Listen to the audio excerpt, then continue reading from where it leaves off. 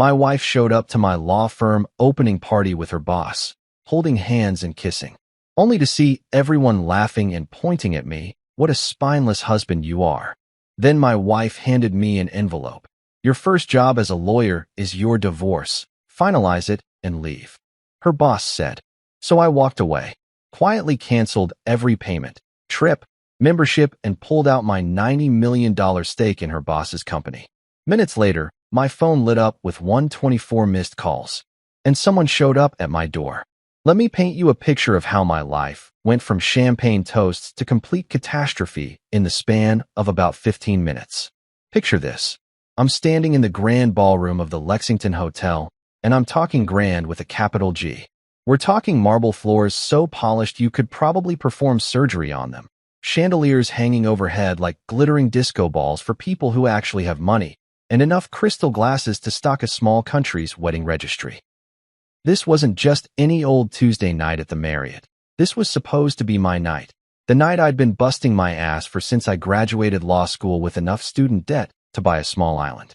Tonight was the grand opening of Harrington Legal Group. Yeah, that's right. My name on the door, my blood, sweat, and tears poured into every brick of that building.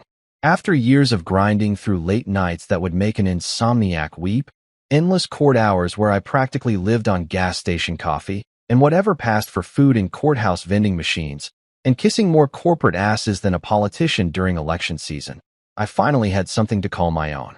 Or at least, that's what I thought was happening. Boy, was I wrong. And I mean spectacularly wrong. Like thinking you're getting a Rolex for Christmas and opening the box to find a plastic watch from a cereal box. The first sign something was off? The whispers. You know how it is at these fancy shindigs. People talk behind their champagne flutes like they're sharing state secrets, but really they're just gossiping about whose wife is sleeping with whose business partner. Except tonight, those whispers had an edge to them, a kind of electric buzz that made the hair on the back of my neck stand up like I was about to get struck by lightning. And trust me, in about 30 seconds, I was.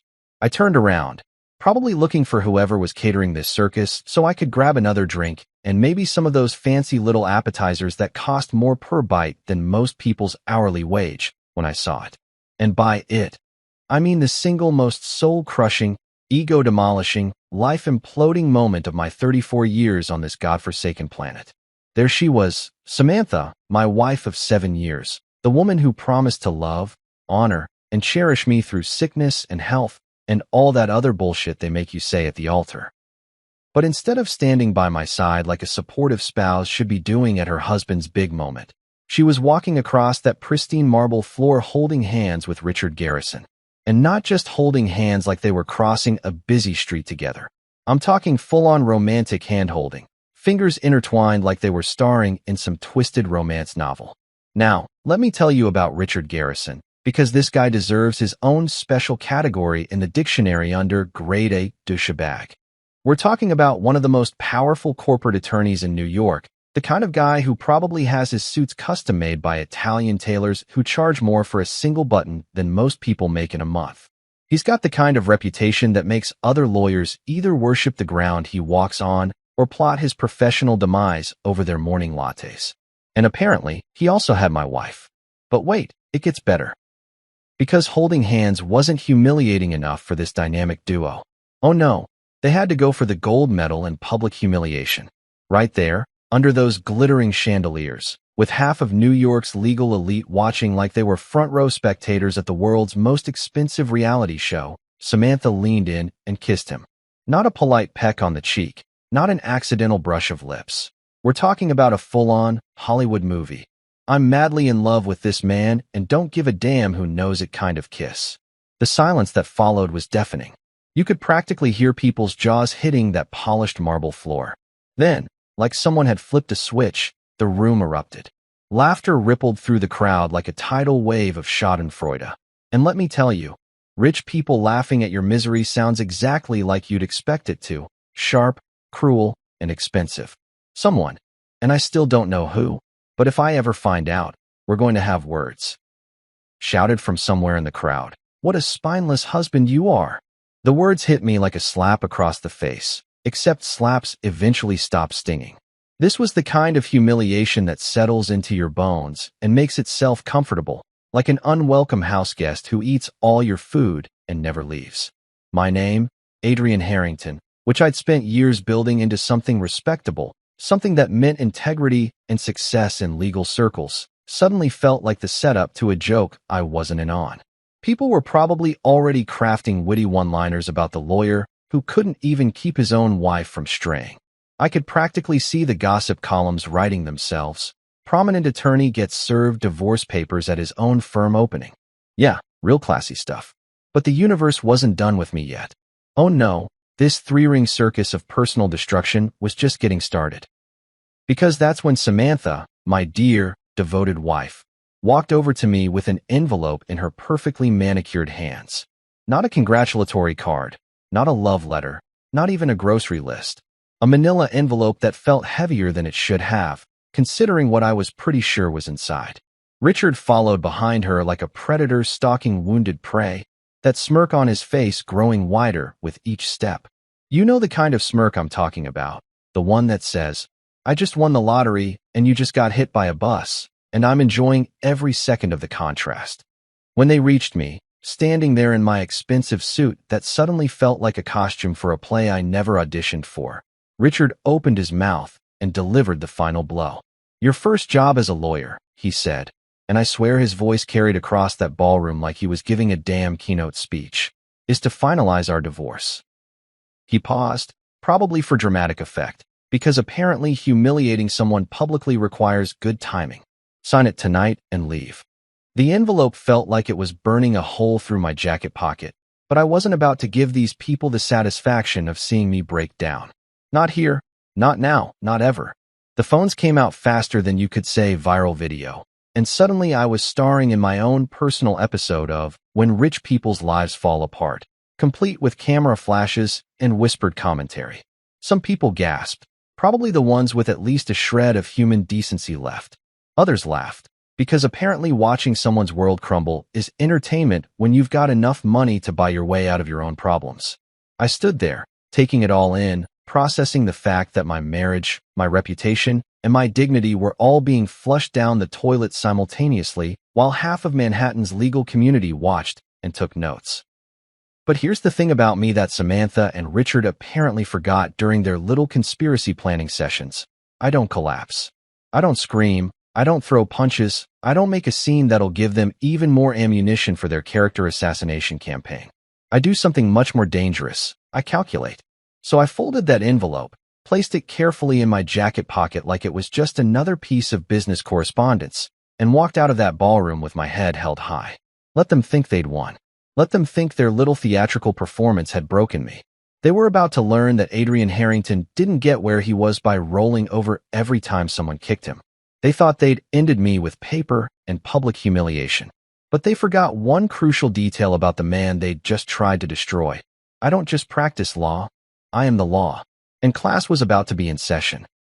You know what's funny about walking into your own apartment after your life just got publicly nuked?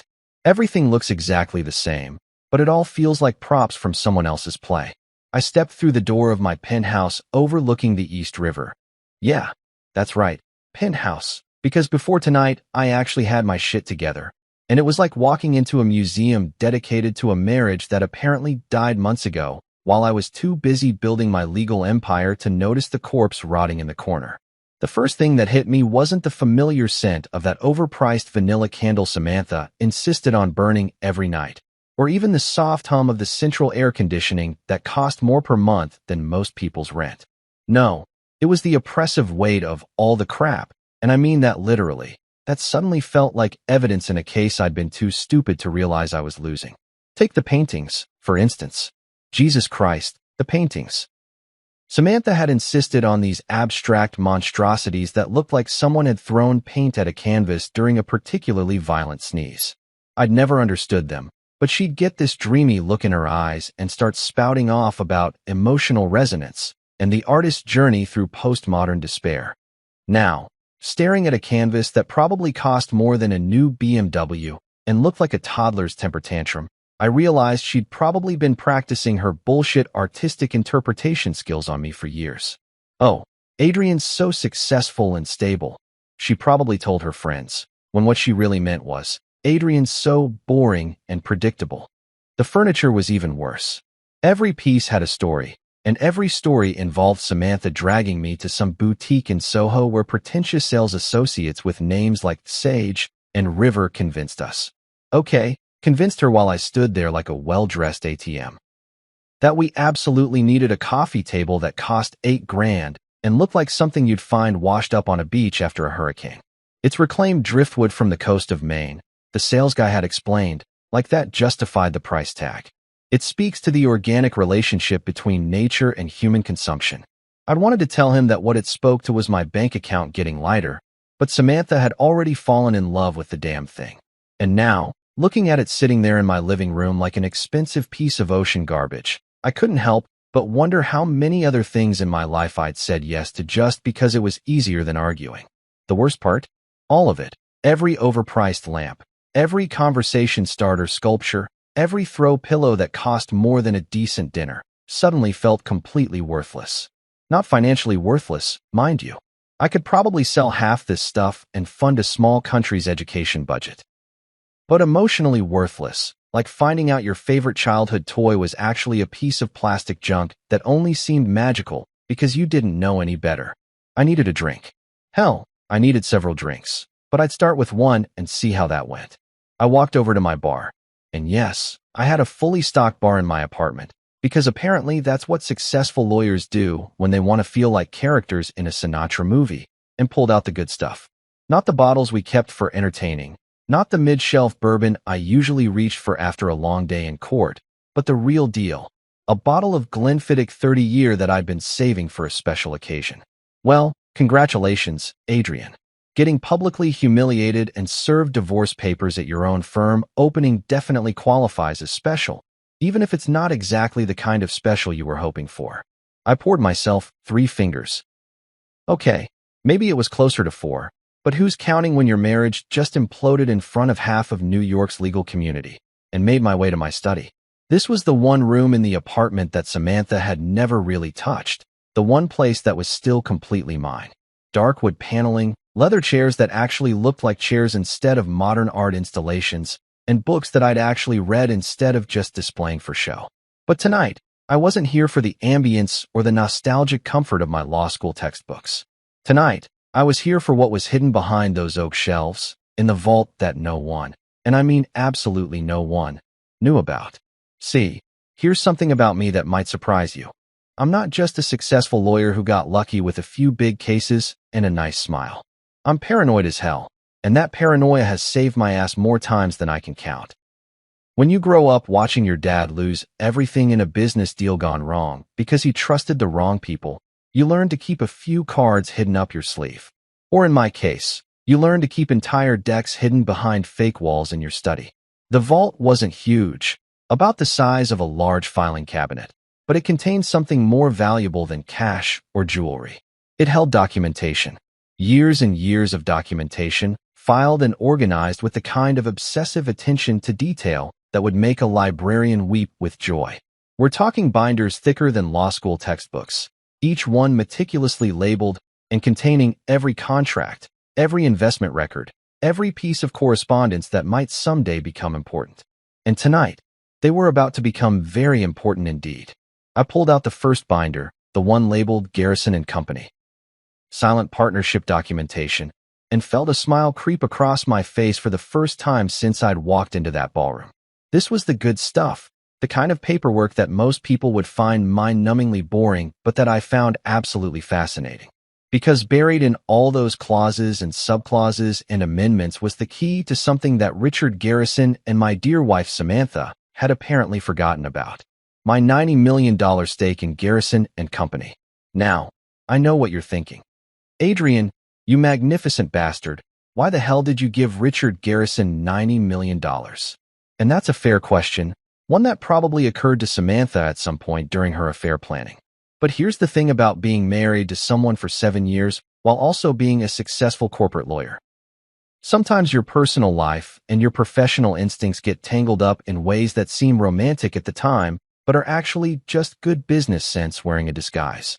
When Samantha first started working for Richard, she'd come home every night gushing about how brilliant he was, how innovative his firm was, how they were revolutionizing corporate law in New York. And me, being the loving, supportive husband that I apparently was, decided to show my support in the most direct way possible, by becoming a silent partner in her boss's operation. It seemed like a win-win at the time. Samantha got to work for a firm that her husband was invested in. Richard got an influx of capital that allowed him to expand and take on bigger cases, and I got a front row seat to watch my money grow while supporting my wife's career. What could possibly go wrong? Well, as it turns out, quite a lot. But here's where my paranoia, my cautious business practices, came in handy. Because every clause in that partnership agreement was designed with one thing in mind: exit strategies. I didn't just hand Richard $90 million and hope for the best. I structured that investment like a fortress, with escape routes and contingency plans, and enough legal fine print to choke a courthouse full of lawyers. Every transfer was documented, every condition was spelled out in excruciating detail, and every single clause was written to give me maximum flexibility if things went south. And brother, things had definitely gone south. In fact, they'd gone so far south that they were practically in Antarctica, building igloos and wondering why the sun never came up. But that was okay, because sitting in my study, holding the documentation that proved I wasn't just Samantha's husband or Richard's unwitting benefactor, I realized something that made the humiliation of tonight almost bearable. I wasn't the victim in this story. I was the guy who'd been quietly preparing for this exact moment for 7 years. You know what they say about revenge being a dish best served cold? Well, whoever came up with that saying obviously never had access to high-speed internet and a laptop full of financial passwords at 3 in the morning. Because let me tell you, revenge served at room temperature with a side of Glenfiddich and a healthy dose of righteous fury tastes pretty damn good too. I was sitting in my leather chair, the one piece of furniture in this place that Samantha never tried to replace with some artisanal nightmare from Brooklyn, staring at my laptop screen. The blue glow was washing over everything like I was starring in some low-budget hacker movie. Except instead of trying to break into government databases or steal nuclear codes, I was about to do something much more devastating. I was going to hit Richard Garrison where it really hurt. His wallet. The whiskey glass beside me was down to its last amber drop, which seemed appropriate since Richard was about to experience his own kind of last call. I'd been nursing that drink for the better part of 2 hours while I went through every single document in my vault, cross-referencing contracts and checking dates, and making absolutely sure that what I was about to do was not only legal, but completely bulletproof. Because if there's one thing worse than getting publicly humiliated by your cheating wife and her boss, it's getting publicly humiliated and then arrested for financial fraud. But here's the beautiful thing about being a paranoid control freak with a law degree and too much money. When you set up business partnerships, you don't just wing it and hope everything works out. You plan for every possible scenario, including the one where your business partner turns out to be a backstabbing piece of shit who thinks screwing your wife gives him some kind of diplomatic immunity from consequences.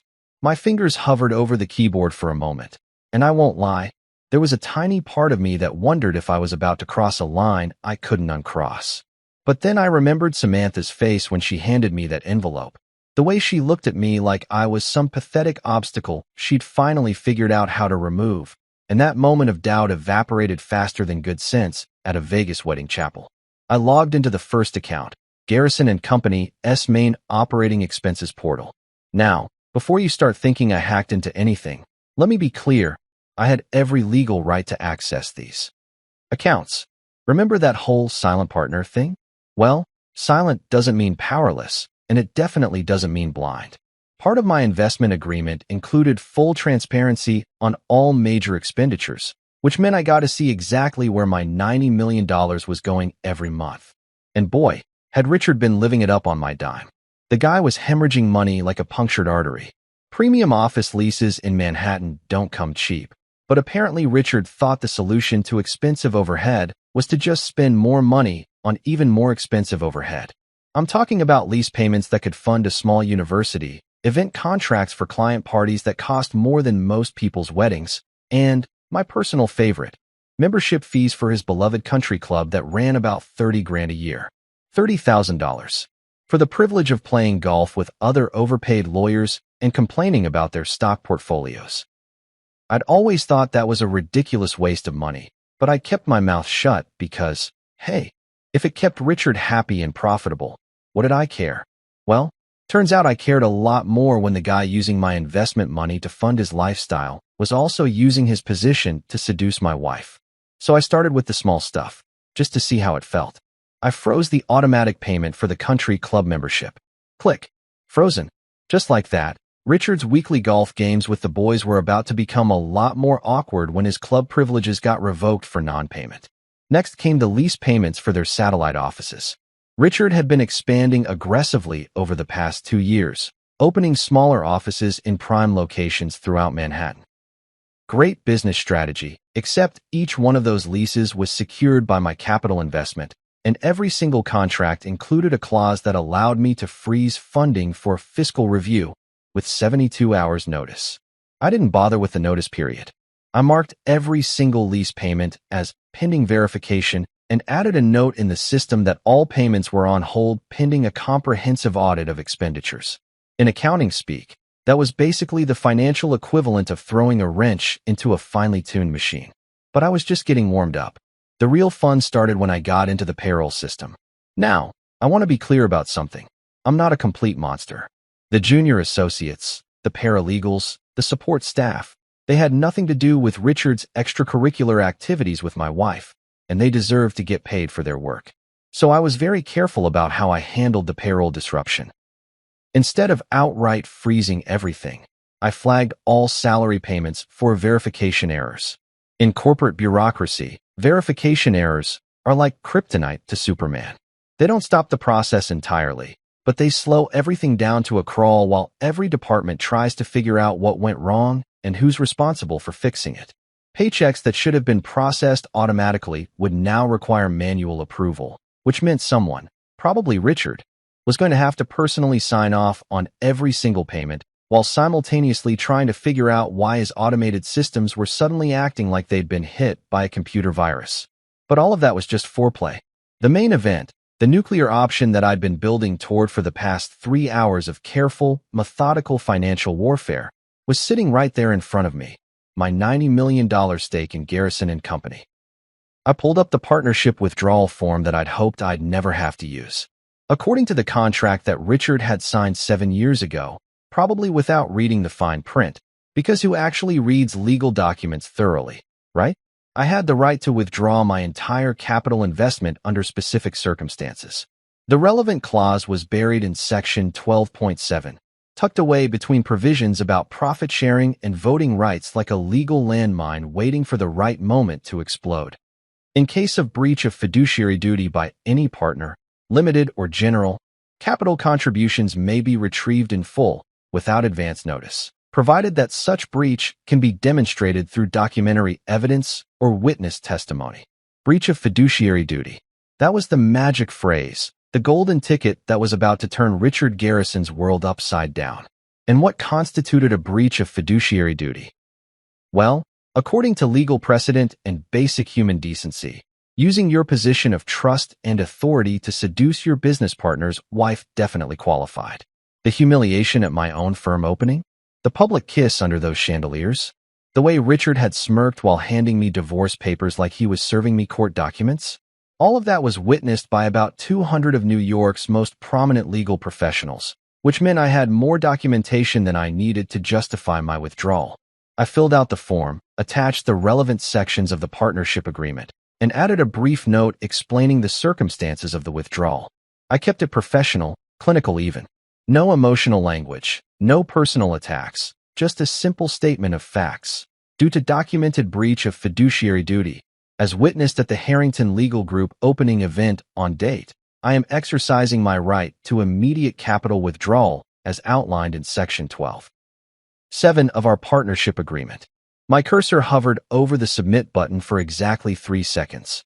3 seconds to consider whether I really wanted to detonate a $90 million bomb under Richard Garrison's empire. 3 seconds to think about the fallout, the chaos, the absolute mayhem that was about to rain down on everyone connected to Garrison & Company.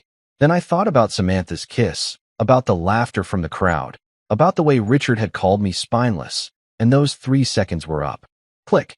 Submit. Request processed.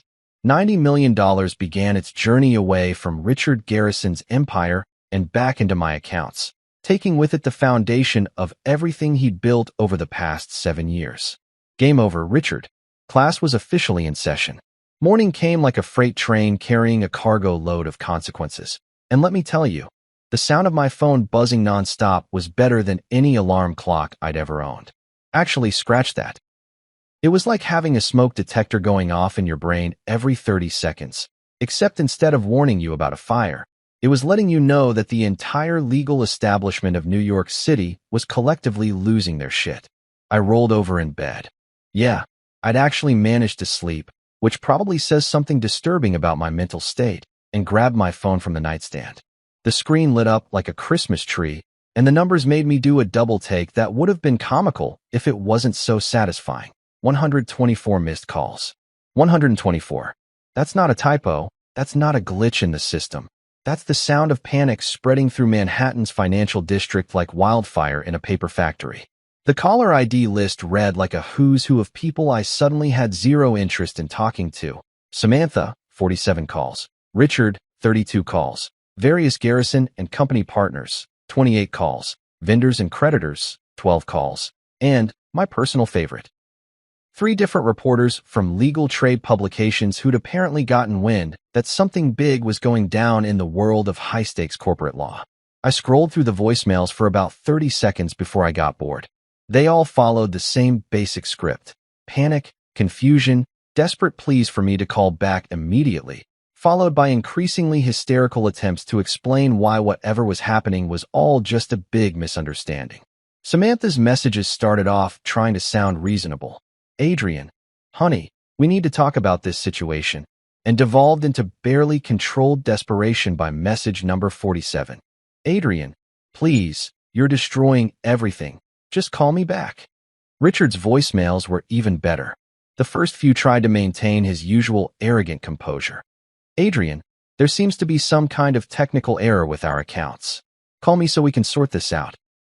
But by message number 30, the guy was practically hyperventilating into his phone. What the hell do you think you're doing? This is financial warfare, and I won't stand for it. Financial warfare. I like that.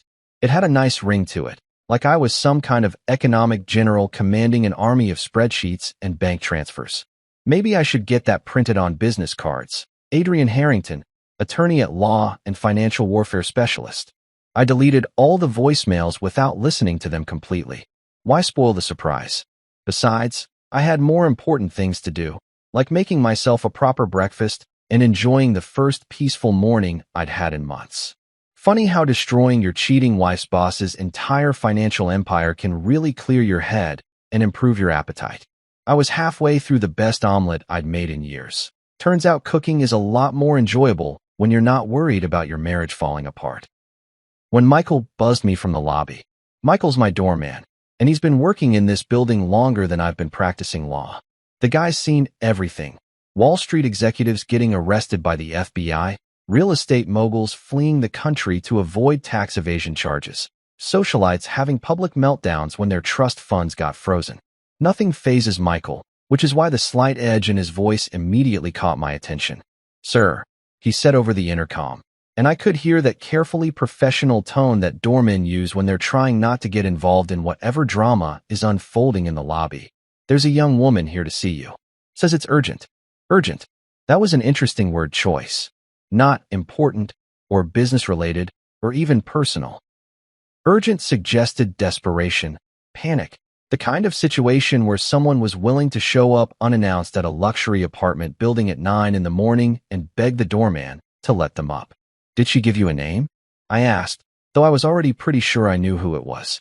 Says her name is Chloe Rivera, sir. She mentioned she works for... She works for Mr. Garrison. Bingo. Chloe Rivera, Richard's junior associate and, more importantly, Samantha's personal assistant. If anyone was going to get sent on a desperate diplomatic mission to try to convince me not to burn down their entire professional world, it would be Chloe.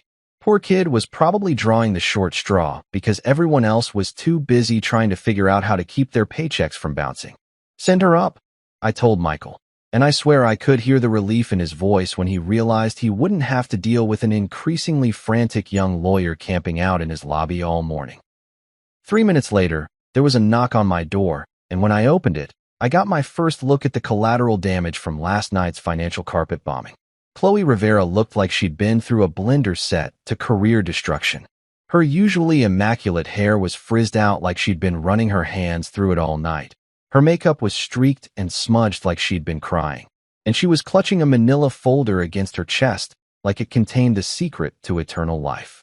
"Mr. Harrington," she said, and her voice had that shaky quality that people get when they're trying really hard not to fall apart in front of someone important. "Thank you for seeing me.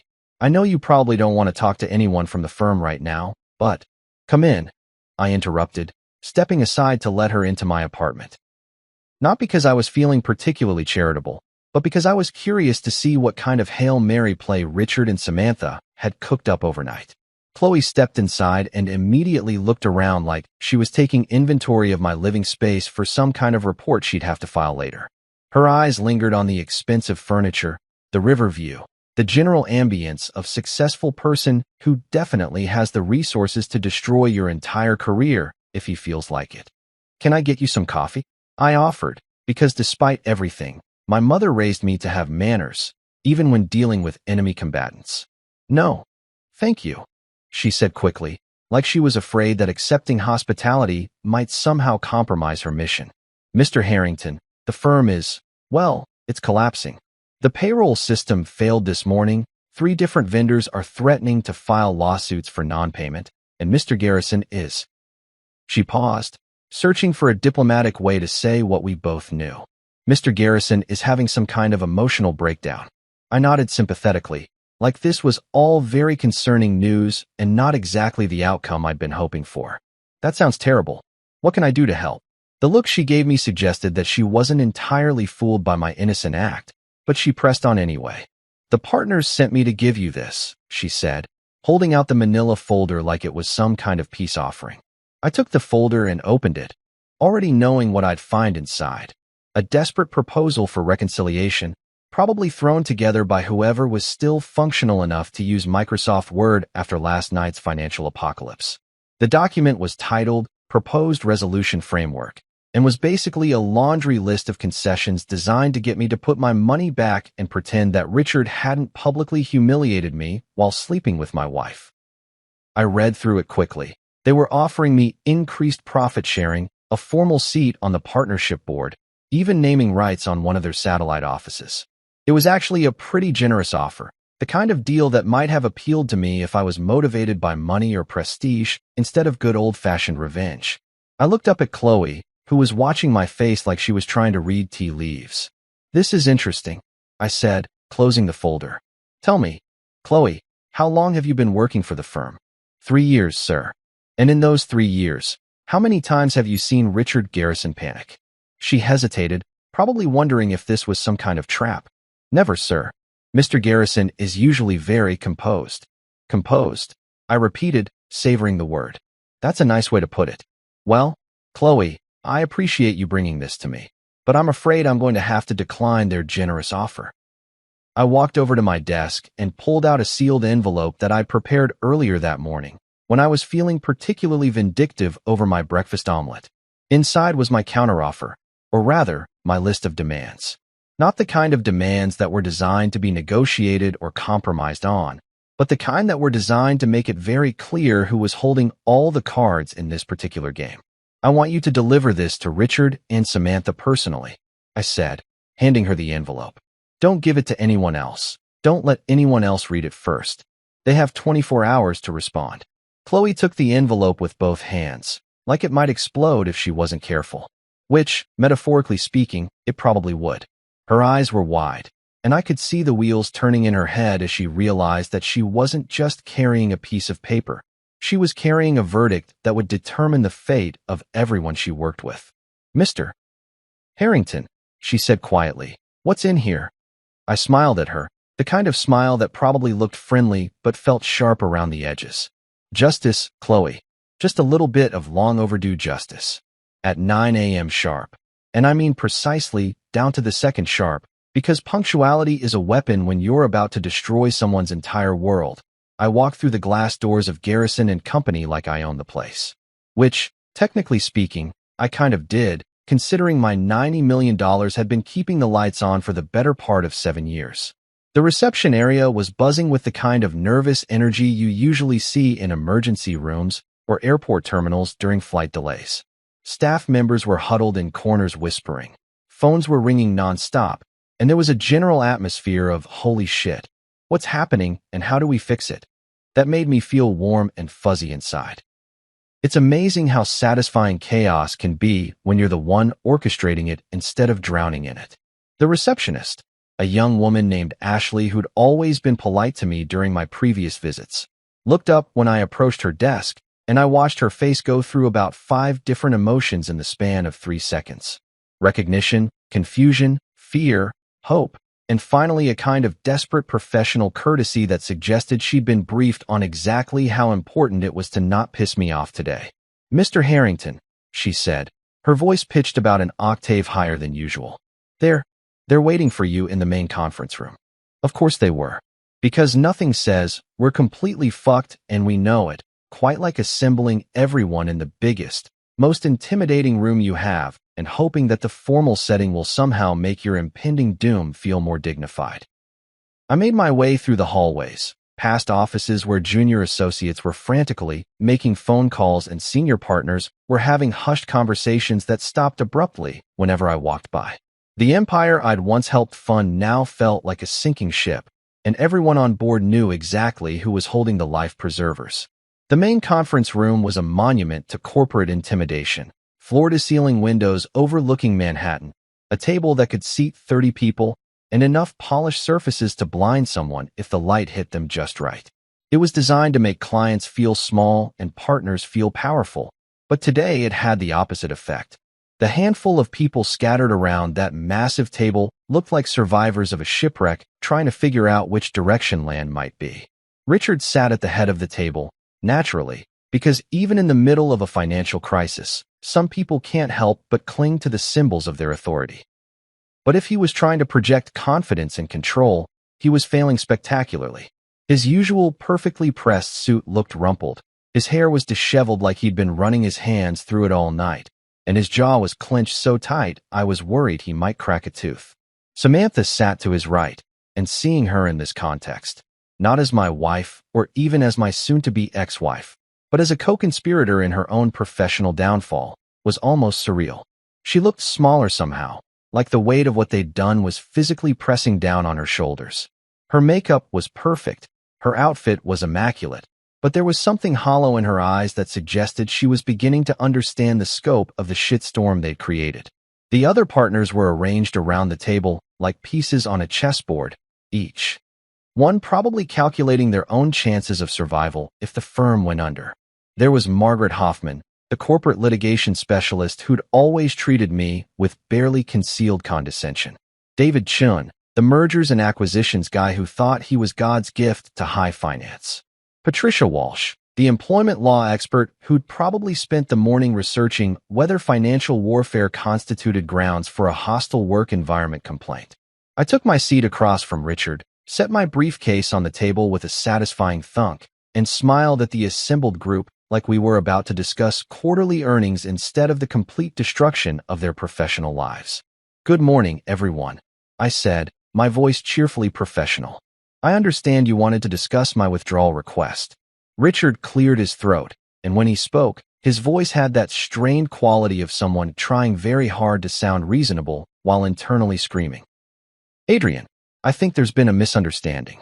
The partnership agreement you're citing. Section 12.7. I interrupted, opening my briefcase and pulling out a stack of documents thicker than a phone book. Breach of fiduciary duty clause. I've brought copies for everyone, in case you'd like to refresh your memories about what you signed 7 years ago. I began distributing the documents with the methodical precision of a dealer at a high-stakes poker game. Asset recovery terms, withdrawal procedures, legal precedents, witness statements from the hotel ballroom incident. Everything laid out in black and white with the kind of legal thoroughness that makes opposing counsel wake up in cold sweats. "Here are my conditions," I continued. returning to my seat and watching as they flipped through pages that spelled out their complete surrender in excruciating detail. Richard resigns as managing partner, effective immediately.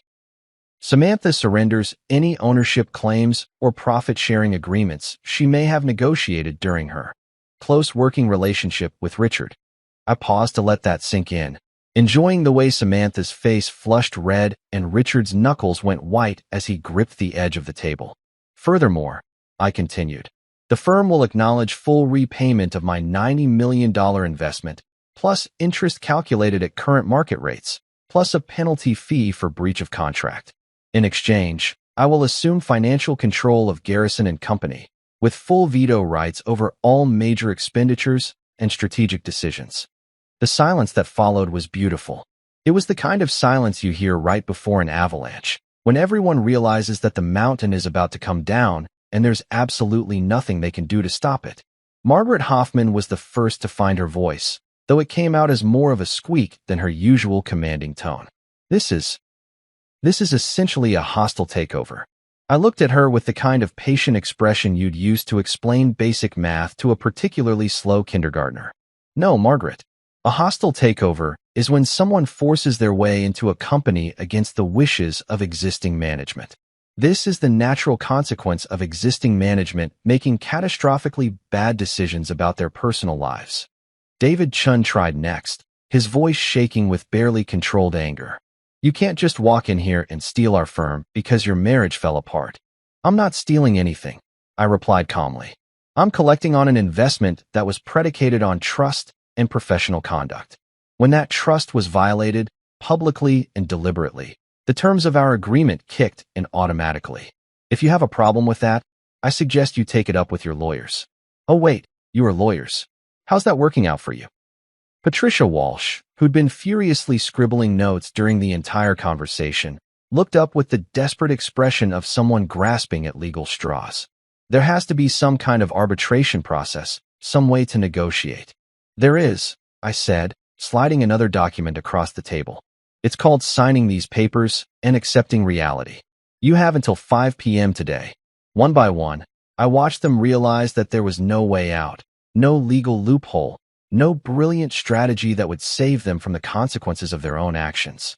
Richard's empire, built on my money and sustained by my trust, was crumbling because he couldn't keep his hands off my wife. The pen in Richard's hand shook like he was trying to defuse a bomb as he signed the first page. Then Samantha, her signature barely legible as her hand trembled. Then the partners, each one acknowledging that their comfortable, profitable world had just been turned upside down by a man they'd thought was too civilized to fight back. When it was over, when the last signature was on the last page and the documents were safely back in my briefcase, I stood up and straightened my tie. Congratulations, I said, looking around the room at the faces of people who'd just learned a very expensive lesson about underestimating the quiet guy in the corner. You've just experienced justice.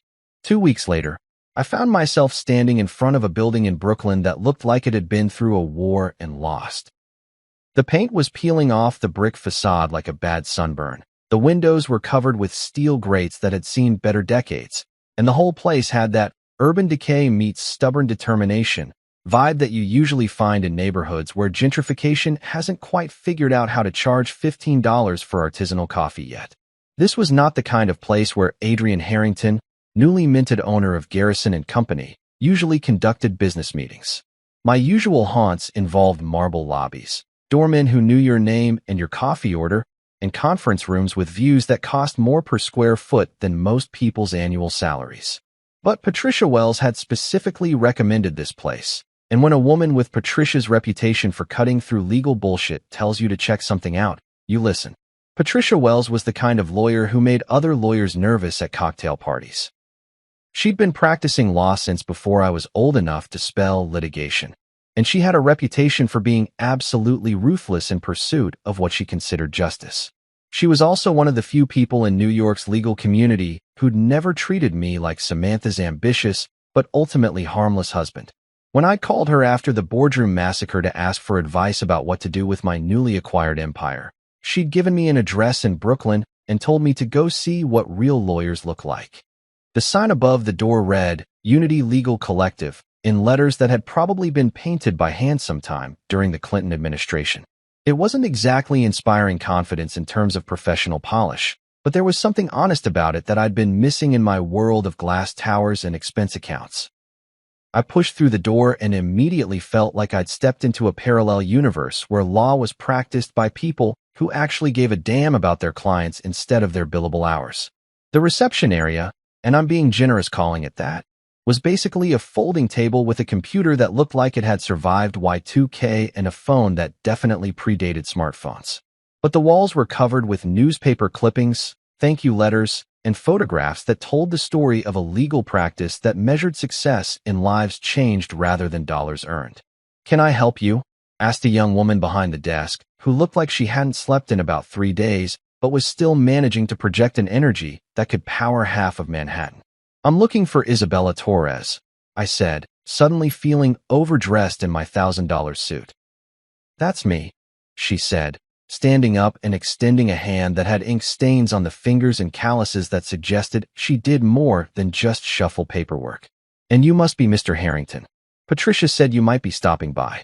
Isabella Torres was not what I'd expected, though to be honest, I wasn't sure what I had expected.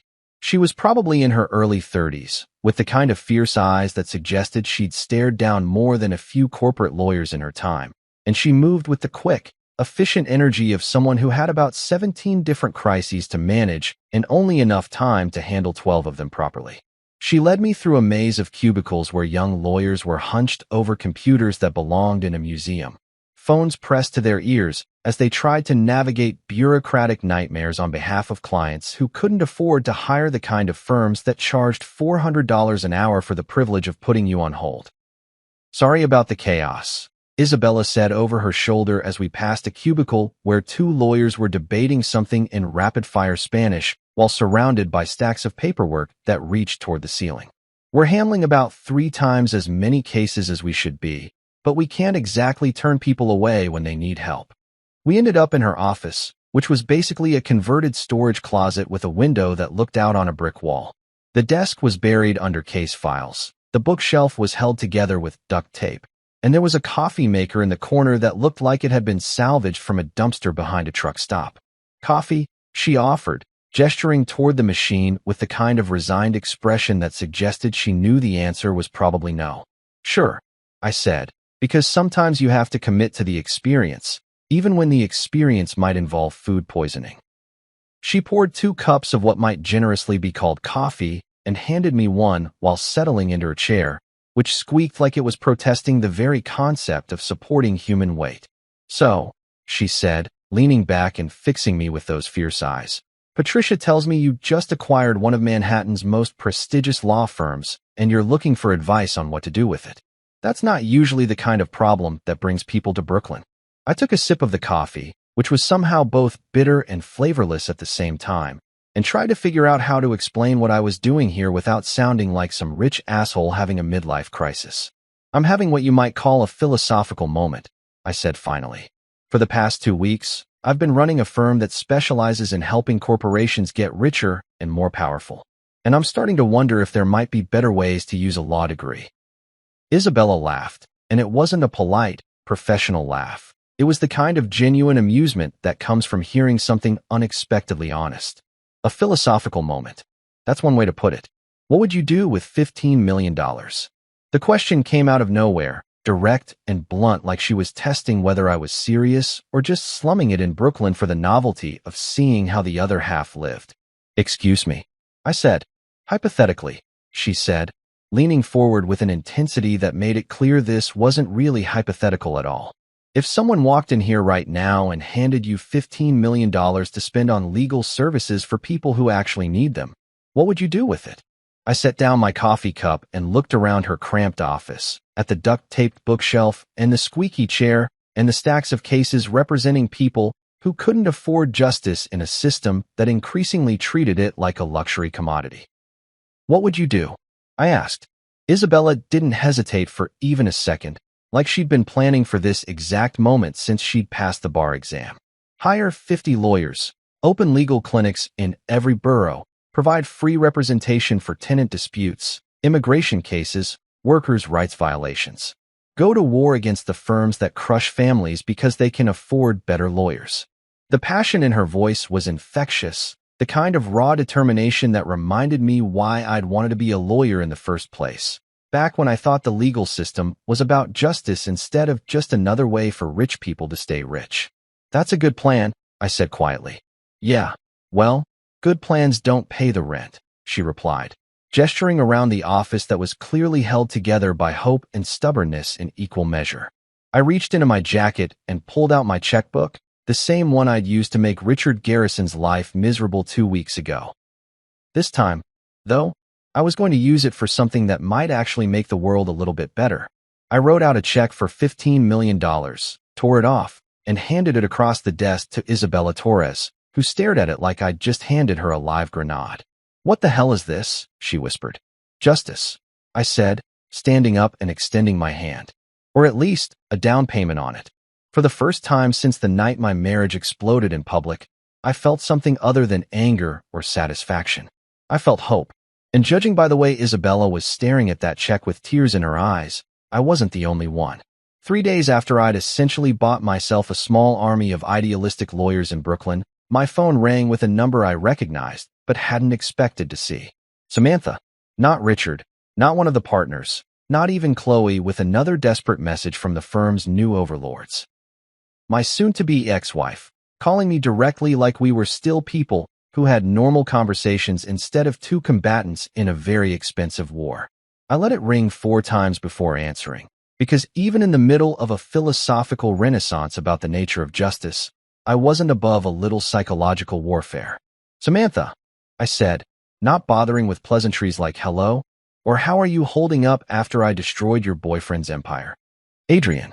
Her voice sounded different. Smaller somehow, like the woman who'd kissed Richard under those chandeliers had been replaced by someone who was finally beginning to understand the consequences of her actions. We need to talk. Do we? I asked, settling back in my chair and enjoying the fact that for once in our marriage, I held all the cards. Because last time we talked, you handed me divorce papers in front of 200 people and told me to sign them. I'm pretty sure that conversation covered everything we needed to discuss. There was a pause, and I could practically hear her trying to figure out how to approach this without making things worse for herself. There's going to be a press statement. About the firm, about what happened. I thought you should know. A press statement. Of course there was going to be a press statement. You can't have a Manhattan law firm implode spectacularly without someone trying to control the narrative, spin the story, make it sound like it was all part of some grand strategic plan instead of the natural consequence of 2 people thinking with their genitals instead of their brains. What kind of press statement? I asked, though I was pretty sure I already knew the answer. Corporate restructuring, she said, and I could hear the carefully rehearsed language in her voice. Richard is stepping back to focus on strategic initiatives. I'm transitioning to a consulting role to pursue new opportunities. The firm is bringing in fresh leadership to guide the next phase of growth. I actually laughed out loud at that. Fresh leadership. Is that what we're calling it when someone forcibly takes over a company after the previous management screws his wife? Adrian, please. No. I interrupted, and there was an edge in my voice that surprised even me. No more spin. No more corporate bullshit. No more pretending that what happened was anything other than what it was. You want to make a press statement? Fine. But you're going to tell the truth. Another pause, longer this time. What do you mean? I mean you're going to admit that the firm's financial crisis was caused by a breach of fiduciary duty. You're going to acknowledge that I provided the capital that kept Garrison and company operating for 7 years. And you're going to explain why my investment was withdrawn. That would destroy Richard's reputation, she said quietly. Samantha, I replied, and my voice was probably colder than it had any right to be. Richard's reputation was destroyed the moment he decided to fuck my wife in public. I'm just making sure everyone knows why.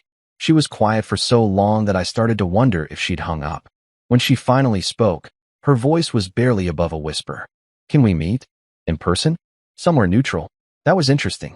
After weeks of lawyers and intermediaries and carefully worded legal documents, she wanted to sit down face to face and have an actual conversation.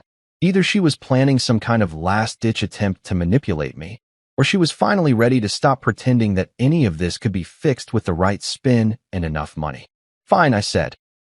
But not somewhere you choose, not somewhere Richard chooses, and definitely not anywhere with crystal chandeliers. An hour later, I was sitting in a cafe in the village that looked like it had been decorated by someone who thought ambience meant as many mismatched chairs and random vintage posters as possible. It was the kind of place where the coffee was actually good instead of just expensive, where the baristas had real tattoos instead of the carefully curated kind that rich people get to prove they're still edgy, and where nobody gave a damn about your net worth or your legal pedigree. Samantha walked in 20 minutes late, which was typical for her even under normal circumstances. She looked around the cafe like she'd never seen anything quite like it, which was probably true. This wasn't exactly the kind of establishment that appeared on Upper East Side restaurant guides or got featured in lifestyle magazines about where successful couples should be seen. She'd dressed down for the occasion, trading her usual designer outfits for jeans and a sweater that probably cost more than most people's rent, but at least didn't scream, "I marry my paychecks to Manhattan law firms." Her hair was pulled back in a ponytail, her makeup was minimal, and for a moment, she almost looked like the woman I'd married 7 years ago, back when we were both young and stupid and thought we could conquer the world together. "Thank you for meeting me," she said, settling into the chair across from me with the kind of careful movements that suggested she was afraid one wrong gesture might set off another round of financial warfare. "You wanted to talk about the press statement," I said, not bothering to make this easy for her. "So talk." She pulled out a folder, because of course she brought paperwork to what was supposed to be an emotional conversation, and slid a draft across the table. "Richard's PR team put this together. I thought you should see it before it goes out." I read through the document, and it was exactly as awful as I'd expected. Corporate doublespeak dressed up as transparency, carefully crafted language that acknowledged recent changes in firm leadership without actually explaining what those changes were or why they'd happened. It painted Richard as a visionary stepping back to focus on broader strategic initiatives, and me as a valuable partner assuming expanded responsibilities. It was fiction, basically, the kind of sanitized version of events that let everyone save face and pretend that nothing embarrassing had actually occurred. "This is bullshit," I said, sliding it back across the table. "What do you want it to say?" she asked, and there was something in her voice that suggested this wasn't entirely a hostile negotiation anymore. For the next 2 hours, we went through that press statement line by line, cutting through the corporate speak and replacing it with something that actually resembled the truth. It was weird, having a civil conversation with the woman who destroyed our marriage, but there was something almost therapeutic about forcing her to confront the reality of what had happened instead of hiding behind lawyers and PR consultants. She admitted that I had been the primary financial backer of Garrison and Company. She acknowledged that the firm's recent difficulties were related to personal conduct issues that had affected the partnership structure. She even agreed to a line about how the transition represented accountability for actions that violated both professional and personal trust. It wasn't everything I wanted, but it was honest in a way that Manhattan legal press releases usually weren't. As we were finishing up, she looked across the table at me with an expression I hadn't seen in years. Not the calculating look of someone trying to get what she wanted, but something that might have been actual regret. "Did you ever love me, Adrian?" she asked quietly, and for a moment she sounded like the woman I'd married instead of the stranger who'd handed me divorce papers under those chandeliers. I looked at her for a long moment. This person who'd been the center of my world for 7 years and was now essentially a hostile witness in the legal proceedings of my own life. "Yes," I said finally. "But not the version of you who thought betrayal was a strategy." The press statement went live at 9 a.m. on a Tuesday, and by 10 a.m., the legal world had officially lost its collective mind. I was sitting in my apartment, drinking the kind of expensive coffee that tastes like it was personally blessed by Colombian monks, when my phone started buzzing with notifications like a slot machine hitting the jackpot. Except instead of coins, it was spitting out headlines that read like the fever dreams of a gossip columnist who'd been mainlining legal drama. "Power couple implodes. $90 million withdrawal leaves Garrison and Co. in ruins." From marriage to merger. How infidelity toppled a Manhattan law empire. The most expensive divorce in legal history. Attorney uses own fortune to destroy cheating wife's lover. That last one was from the New York Legal Tribune. and I had to admit they'd nailed the essence of the story in a way that made me slightly proud and slightly horrified at the same time. It's one thing to orchestrate someone's professional destruction. It's another thing entirely to see it laid out in headlines that would probably be taught in law school ethics courses for the next decade. The statement that Samantha and I had hammered out over bad cafe coffee had apparently been like throwing gasoline on a fire that was already consuming everything in its path. The carefully worded acknowledgments of personal conduct issues and violations of professional trust were being dissected by legal bloggers like forensic evidence in a murder trial. Every phrase was being analyzed, every euphemism was being decoded, and every implication was being spelled out in increasingly dramatic language. But the real fireworks weren't happening in the press. They were happening on social media, where the story had taken on a life of its own like some kind of digital wildfire.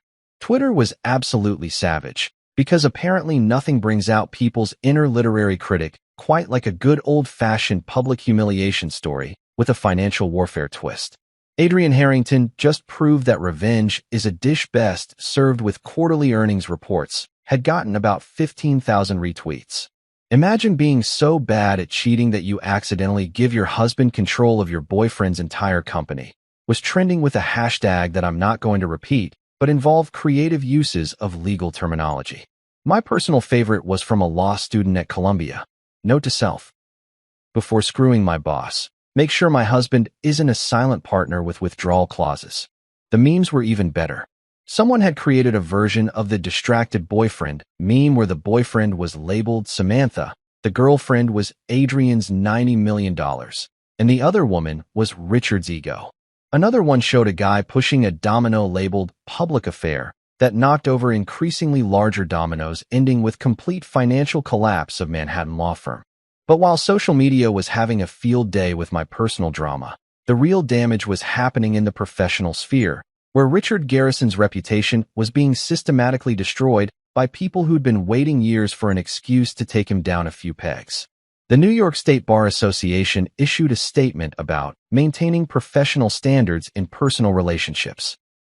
That was lawyer speak for holy shit, what an idiot, but delivered with the kind of diplomatic language that let everyone pretend they were taking the high road while absolutely eviscerating someone's career. 3 different legal ethics professors were quoted in various publications, all saying essentially the same thing: that using your position as a senior partner to conduct an affair with a subordinate spouse represented such a fundamental violation of professional boundaries that it basically invalidated any claim to ethical leadership. One of them, from Harvard Law, actually used the phrase textbook example of how personal conduct can undermine fiduciary responsibility, which was probably going to end up in actual textbooks within the year. But the real knife twist came from the financial press, where reporters who specialized in corporate mergers and acquisitions were having an absolute field day explaining exactly how Richard had managed to lose control of his own firm. The Wall Street Journal ran a piece titled "The Art of the Corporate Takeover," a case study in strategic patience, which made me sound like some kind of financial mastermind instead of a guy who'd just gotten really pissed off and decided to weaponize his investment portfolio. The article detailed how I'd structured my original investment with enough escape clauses to essentially guarantee control if the partnership went sideways. They interviewed business school professors who called it brilliantly predatory and a masterclass in defensive corporate strategy. One Harvard Business Review contributor described it as the most elegant hostile takeover in recent memory, which made it sound like I'd planned this whole thing from the beginning instead of just being really paranoid about trusting people with my money. By noon, investors were fleeing anything connected to Richard Garrison like he had some kind of contagious financial disease. 2 pension funds that had invested in Garrison and Company's expansion pulled their funding. 3 major corporate clients announced they were reviewing their legal representation needs, which was corporate speak for, "We're firing you before this clusterfuck spreads to our own reputations." The cascading effect was beautiful in its ruthless efficiency. Staff members began resigning in waves, not because they were being fired, but because having Garrison and Company on your resume was suddenly about as valuable as having Enron or Lehman Brothers on your business card. Junior associates were frantically networking to find positions at firms that weren't currently imploding. Senior partners were quietly reaching out to headhunters about new opportunities in legal leadership. Even the building's management company got nervous. The Garrison and Company. Offices were on the 32nd floor of one of those gleaming Manhattan towers where prestige addresses came with prestige rent payments. And apparently, there were some concerns about whether those rent payments were going to keep coming. I heard through the legal grapevine that building management had actually called to confirm the status of the lease agreement, which was landlord speak for, "Please tell us you can still afford this ridiculous rent." But while Richard's world was collapsing around him like a house of cards in a hurricane, something interesting was happening to my phone. Instead of angry voicemails and desperate pleas for mercy, I was getting calls from people who wanted to work with me. Columbia Law School called to invite me to guest lecture on corporate partnership structures. The New York State Bar Association wanted me to serve on their Ethics Advisory Committee. 3 different mayors' offices reached out about consulting on small business legal initiatives. It was surreal, going from being the guy whose wife publicly cheated on him to being the guy who turned that humiliation into the most talked-about corporate takeover of the year. Legal headhunters were calling with offers to represent Fortune 500 companies who were apparently impressed by my strategic thinking under pressure. 2 different publishers wanted to discuss book deals about entrepreneurial approaches to justice in corporate law. The most interesting call came from a documentary filmmaker who wanted to make a movie about the intersection of personal betrayal and financial warfare in modern legal practice.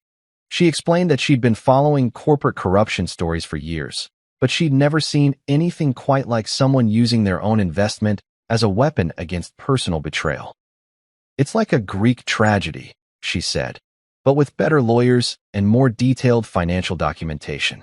While I was fielding calls from people who suddenly thought I was some kind of business genius, Richard had apparently gone into hiding. According to the gossip network that operates faster than fiber optic internet in Manhattan legal circles, he hadn't been seen in public since the press statement went live. His assistant was telling everyone who called that he was unavailable for comment due to the ongoing transition. But sources close to the firm were saying he basically barricaded himself in his apartment and wasn't taking calls from anyone, including his own lawyers. Samantha had also vanished from public view, though in her case, it was probably strategic rather than panic-induced. Someone with her PR instincts would know that the best thing to do when you're the other woman in a story this big is to disappear completely and hope people get distracted by something else before you have to show your face in professional settings again. As I sat in my apartment, watching my phone light up with opportunities that I never would have had if my marriage hadn't exploded in the most public way possible, I realized something that was either profound or deeply twisted. This was the best thing that had ever happened to my career. That evening, as I was settling into what had become my new routine of ignoring phone calls from reporters and reading increasingly dramatic headlines about my own life, someone knocked on my door. Not the polite buzz from the lobby that meant Michael had screened another visitor, but an actual knock on my apartment door, which meant someone had either gotten past building security or had been personally escorted up by someone with access.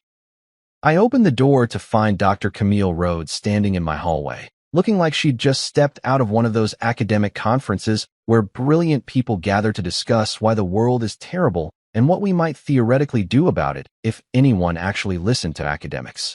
She was holding a leather messenger bag that looked like it had survived several decades of intellectual warfare, and she had that particular expression that professors get when they've discovered something fascinating that they absolutely have to share with someone immediately. "Adrian Harrington," she said, extending her hand with the kind of confident grip that suggested she was used to being the smartest person in most rooms. "Dr. Camille Rhodes, Columbia Law School. I teach ethics and corporate responsibility, and I need to talk to you about what you've done." Now, when someone introduces themselves as an ethics professor and says they need to talk to you about your recent actions, it's usually not because they want to nominate you for Humanitarian of the Year.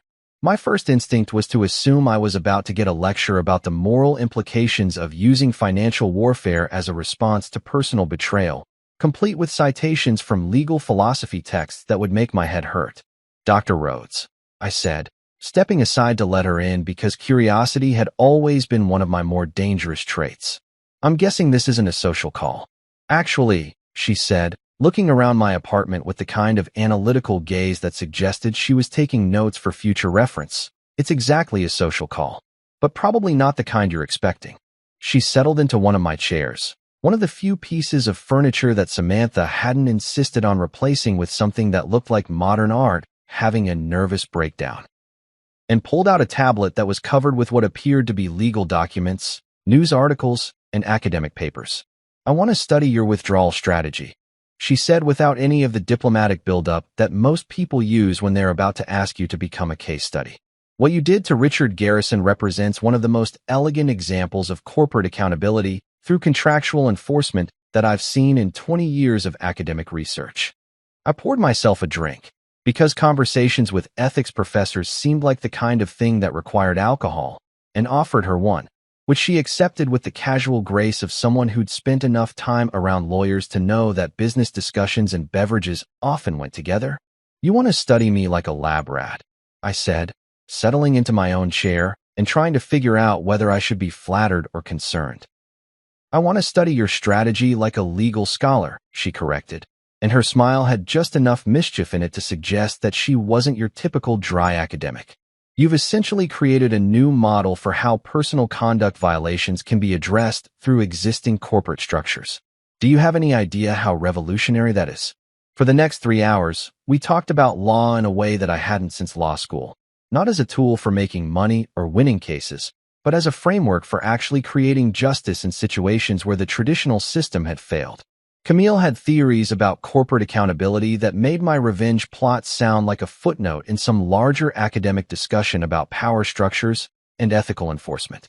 She laughed at my dry observations about the legal profession with the kind of genuine appreciation that suggested she'd been dealing with overly serious academics for too long. When I described Richard's face during the boardroom confrontation, she actually snorted with laughter and said, "I would have paid tuition money to see that." But what really impressed me was that she wasn't treating what I'd done like some kind of aberration or cautionary tale. To her, it was proof that creative legal thinking could be used to address systemic problems that traditional approaches couldn't touch.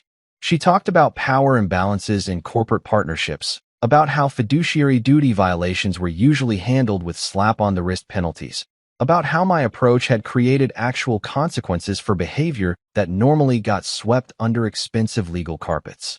"You turned contract law into a weapon," she said at one point, and she made it sound like I'd discovered fire instead of just being really pissed off and overly prepared. "I turned my paranoia into a business strategy," I corrected, but she waved that off like it was an irrelevant distinction. "Same thing, different motivation," she said. "The point is that you created accountability where none existed before.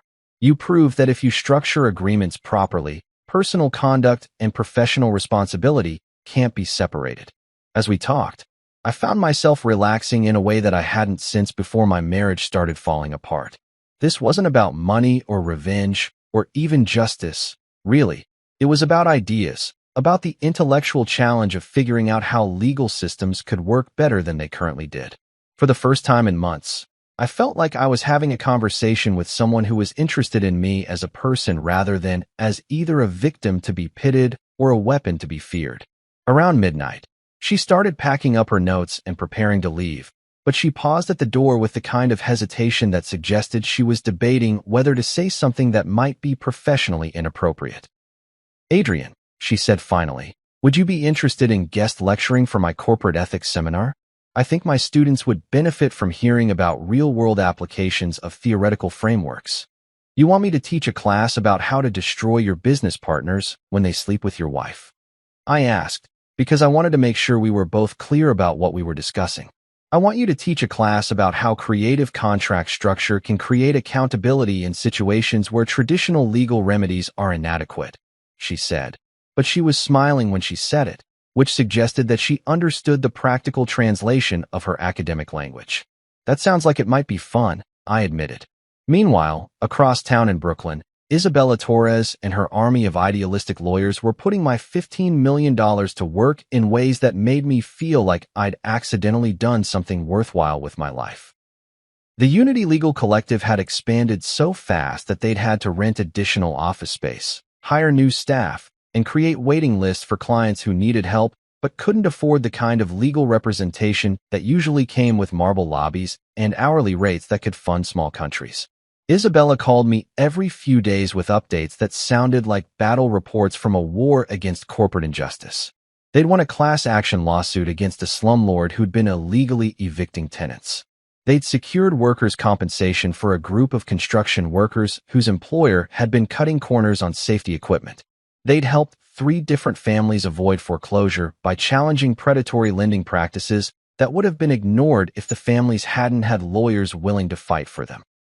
Each victory was small in the grand scheme of Manhattan's legal ecosystem, but they added up to something that felt more meaningful than all the corporate acquisitions and partnership disputes I'd handled in my previous career. These weren't cases about helping rich people get richer or protecting companies from the consequences of their own bad decisions. These were cases about actual people whose lives were being changed by having access to legal representation that gave a damn about justice instead of just billable hours. Investing in Unity Legal felt like the opposite of what I'd done to Richard Garrison. Instead of using money as a weapon to destroy something, I was using it as a tool to build something worth believing in. And for the first time since this whole mess started, I wasn't just surviving betrayal or orchestrating revenge. I was actually building a future. 6 months later, a FedEx envelope arrived that made me do a double take at the return address, Portland, Oregon. Samantha's handwriting, but not the address I expected. I opened it expecting legal documents or another attempt at damage control, but instead found something I'd never expected from her: actual honesty. She was working at a nonprofit immigration clinic in a strip mall, helping families navigate the bureaucratic nightmare of staying in the country they called home. The letterhead looked like it had been designed by someone's teenage nephew, and the office photos she'd included showed her in jeans and sneakers, looking more genuine than I'd seen her in years. "I threw away the best thing I had," she wrote. "Not asking for forgiveness. Just wanted you to know I'm finally different." I folded the letter into my desk drawer next to other documents that had changed my life. No anger left, just distant sadness for what she could have been if she'd figured this out 7 years sooner. That evening, I met Camille for dinner at that same village cafe where Samantha and I had negotiated the press statement.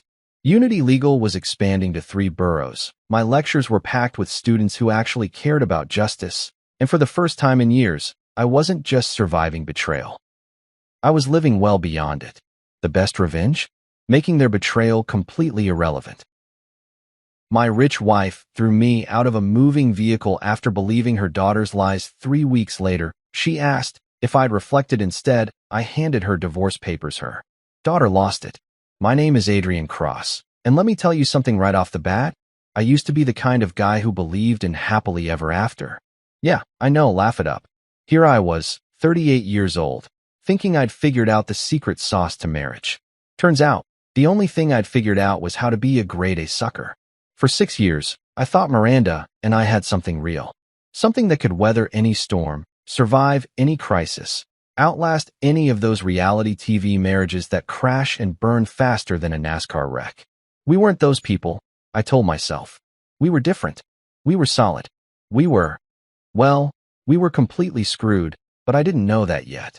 Picture this. It's a Tuesday evening in October, and I'm sitting in the back of Miranda's ridiculous luxury SUV.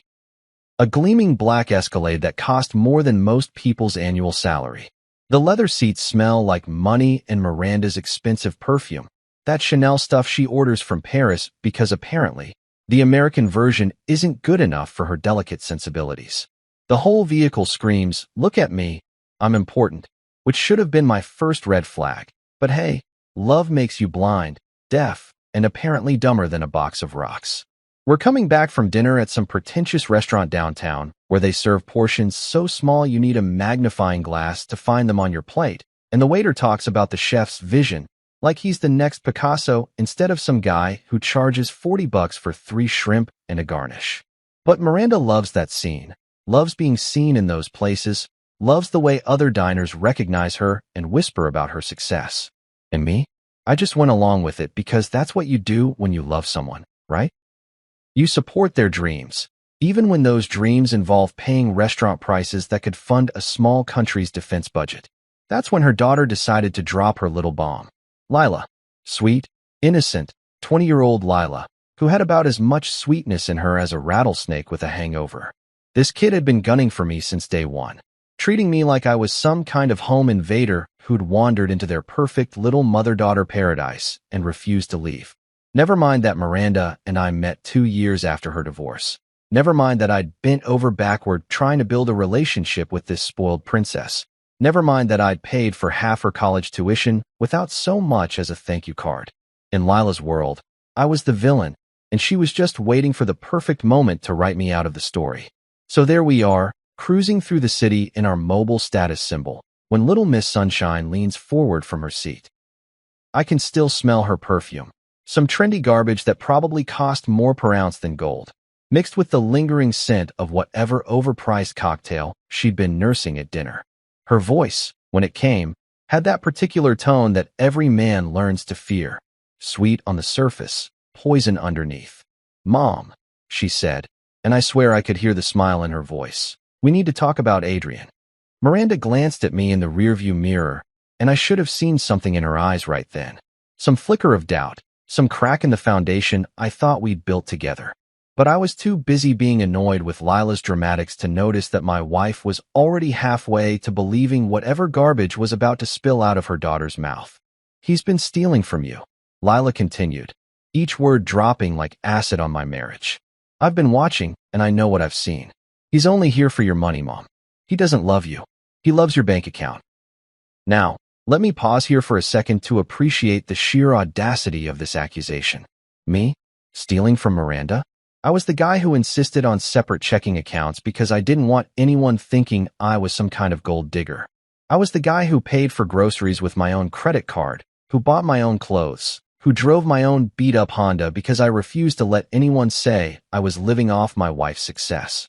I was so paranoid about appearances that I probably bent over backward more than a circus contortionist trying to prove I wasn't after her money. But here's the thing about lies. They don't have to be true to be effective. They just have to land at exactly the right moment, hit exactly the right insecurity, push exactly the right button. And Lila, evil little mastermind that she was, had found Miranda's button and pressed it like she was calling for an elevator.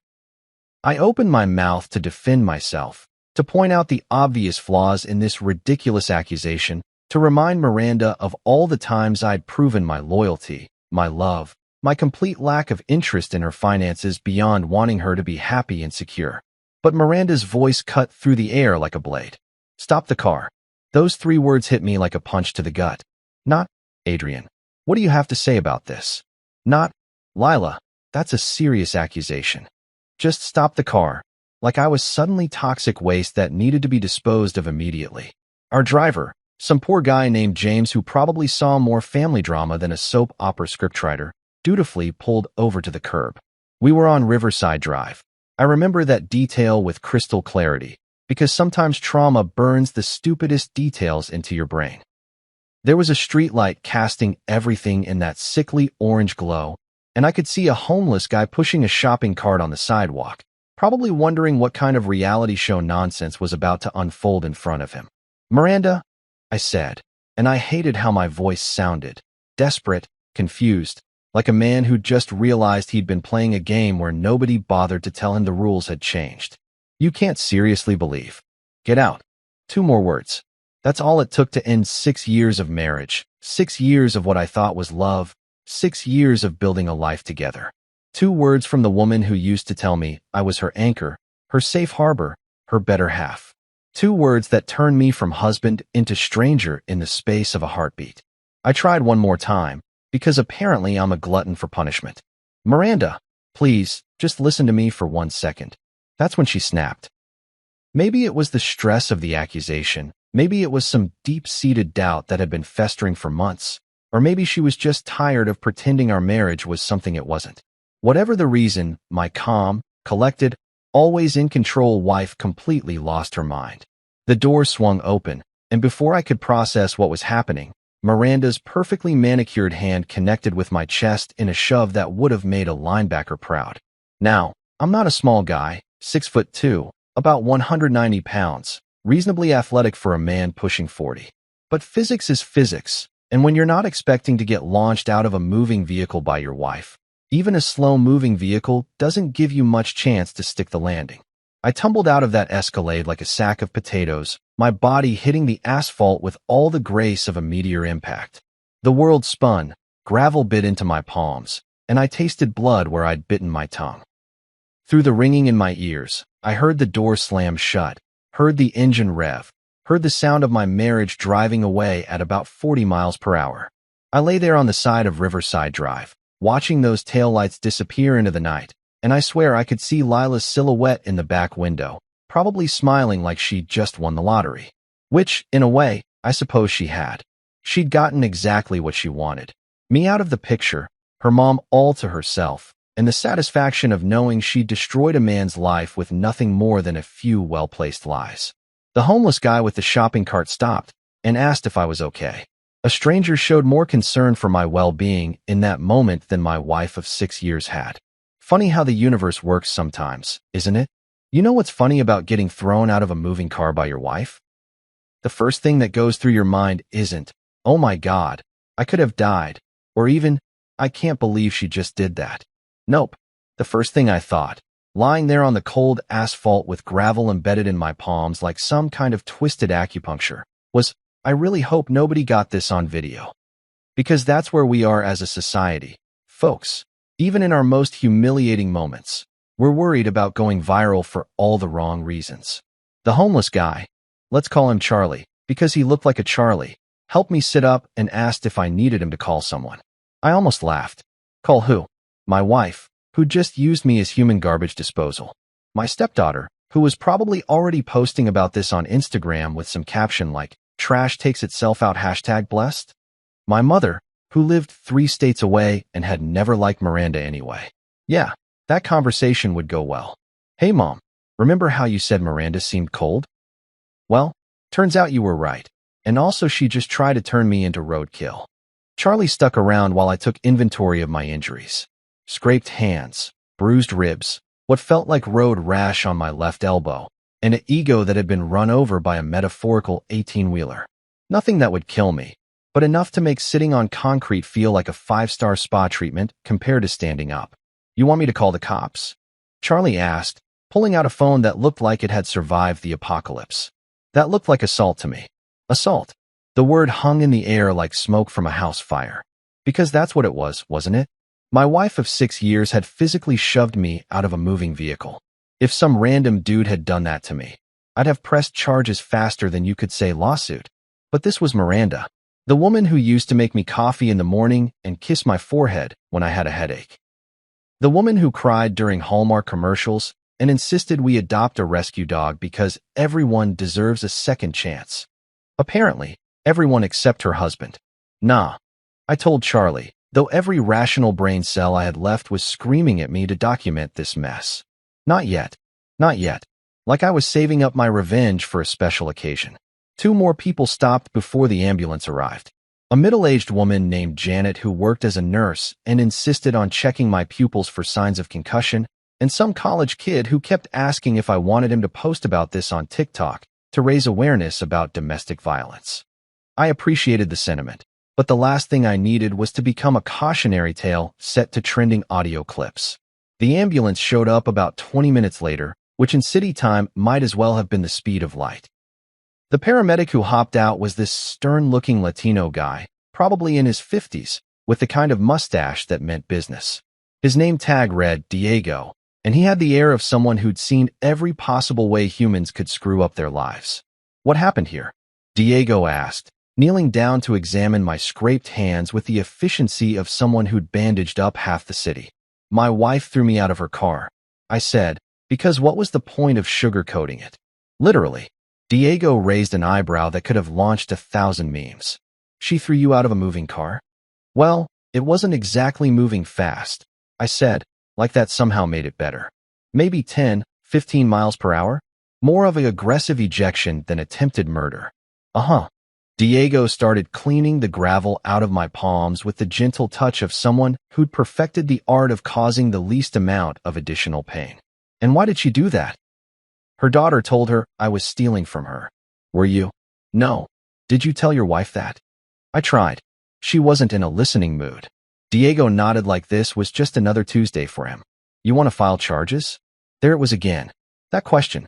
The one that would turn this from a really bad marriage fight into an actual legal situation. The one that would make this real in a way that going home and sleeping it off couldn't fix. I shook my head. Not yet. All right, Diego said, applying some kind of antiseptic that stung like hell. But you should get checked out at the hospital.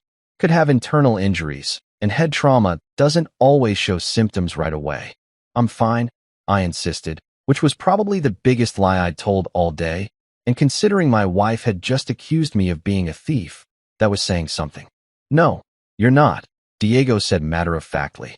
Nobody's fine after getting tossed out of a car by someone they trusted. But you're not bleeding internally, so that's a start. He finished bandaging my hands and handed me a card. That's my supervisor's number. You change your mind about filing charges, you call that. Sometimes people need time to process before they're ready to do what needs doing. The ride to the hospital was a blur of forms and questions and nurses who looked at me with that particular combination of sympathy and judgment reserved for men who end up in emergency rooms because of domestic disputes. They x-rayed everything, poked and prodded me like a science experiment, and eventually declared me bruised but not broken. Physically, anyway. It was almost midnight when I finally made it to the Sunset Motor Lodge, a place that generously described itself as affordable accommodations, but was basically where hope went to die. The room smelled like disinfectant and broken dreams, with a carpet that had seen things no carpet should see and wallpaper that looked like it was held up by pure stubbornness. I sat on the edge of the bed, which creaked like it was personally offended by my weight, and finally checked my phone. 17 missed calls, all from numbers I didn't recognize. 43 text messages. 67 notifications from social media. My heart jumped for about half a second, thinking maybe Miranda had come to her senses and was trying to apologize. Maybe she'd realized that her daughter was a manipulative little snake and wanted to make things right. Maybe we could still save this train wreck of a marriage. But no, not a single message from Miranda. Instead, I got to scroll through a parade of messages from mutual friends, acquaintances, and random people who'd apparently heard about my sidewalk faceplant through the miracle of modern gossip networks. And the cherry on top of this humiliation Sunday, Miranda had posted about it. Not an apology, not an explanation, not even a hey, maybe throwing my husband out of a moving car was a bad idea. Nope. She'd posted a photo of herself looking triumphant with the caption, "Sometimes you have to cut the dead weight to move forward. Feeling blessed and free. Hashtag new chapter, hashtag know your worth, hashtag bye. Feeling blessed and free." That's what 6 years of marriage boiled down to in her mind. Dead weight that she'd finally had the courage to dump on the side of the road. The comments were even better. Her friends and followers cheering her on like she'd just won a marathon instead of committed vehicular assault. "You're so brave. He never deserved you. I always knew something was off about him." I turned the phone face down and stared at the water stain on the ceiling that looked remarkably like the outline of my shattered dignity. Tomorrow, I'd have to figure out what came next. Tonight, I just had to survive the humiliation of being turned into social media entertainment by the woman who used to promise me forever. The worst part? A tiny voice in the back of my head was wondering if maybe they were all right. Maybe I really was just dead weight. Maybe Miranda really was better off without me. But that voice got smaller as the anger got bigger. Because even if I was dead weight, even if I was the worst husband in the history of marriage, nobody deserved to be thrown out of a car like garbage. Nobody. You know what nobody tells you about being suddenly homeless in your late 30s? Everything you own starts to feel incredibly stupid. Like, why did I need 17 different types of coffee mugs? Why did I keep that broken blender for 3 years, just in case I figured out how to fix it? And why, for the love of all that's holy, did I own so many novelty t-shirts that I never wore, but couldn't bring myself to throw away? These were the deep philosophical questions occupying my brain as I stood in Marcus Lee's spare bedroom, surrounded by the pathetic collection of belongings I'd managed to salvage from my former life. Marcus, bless his army-trained soul, had taken one look at me showing up on his doorstep at 2 in the morning looking like I'd been hit by a truck, because technically, I had been hit by an Escalade, and just stepped aside to let me in.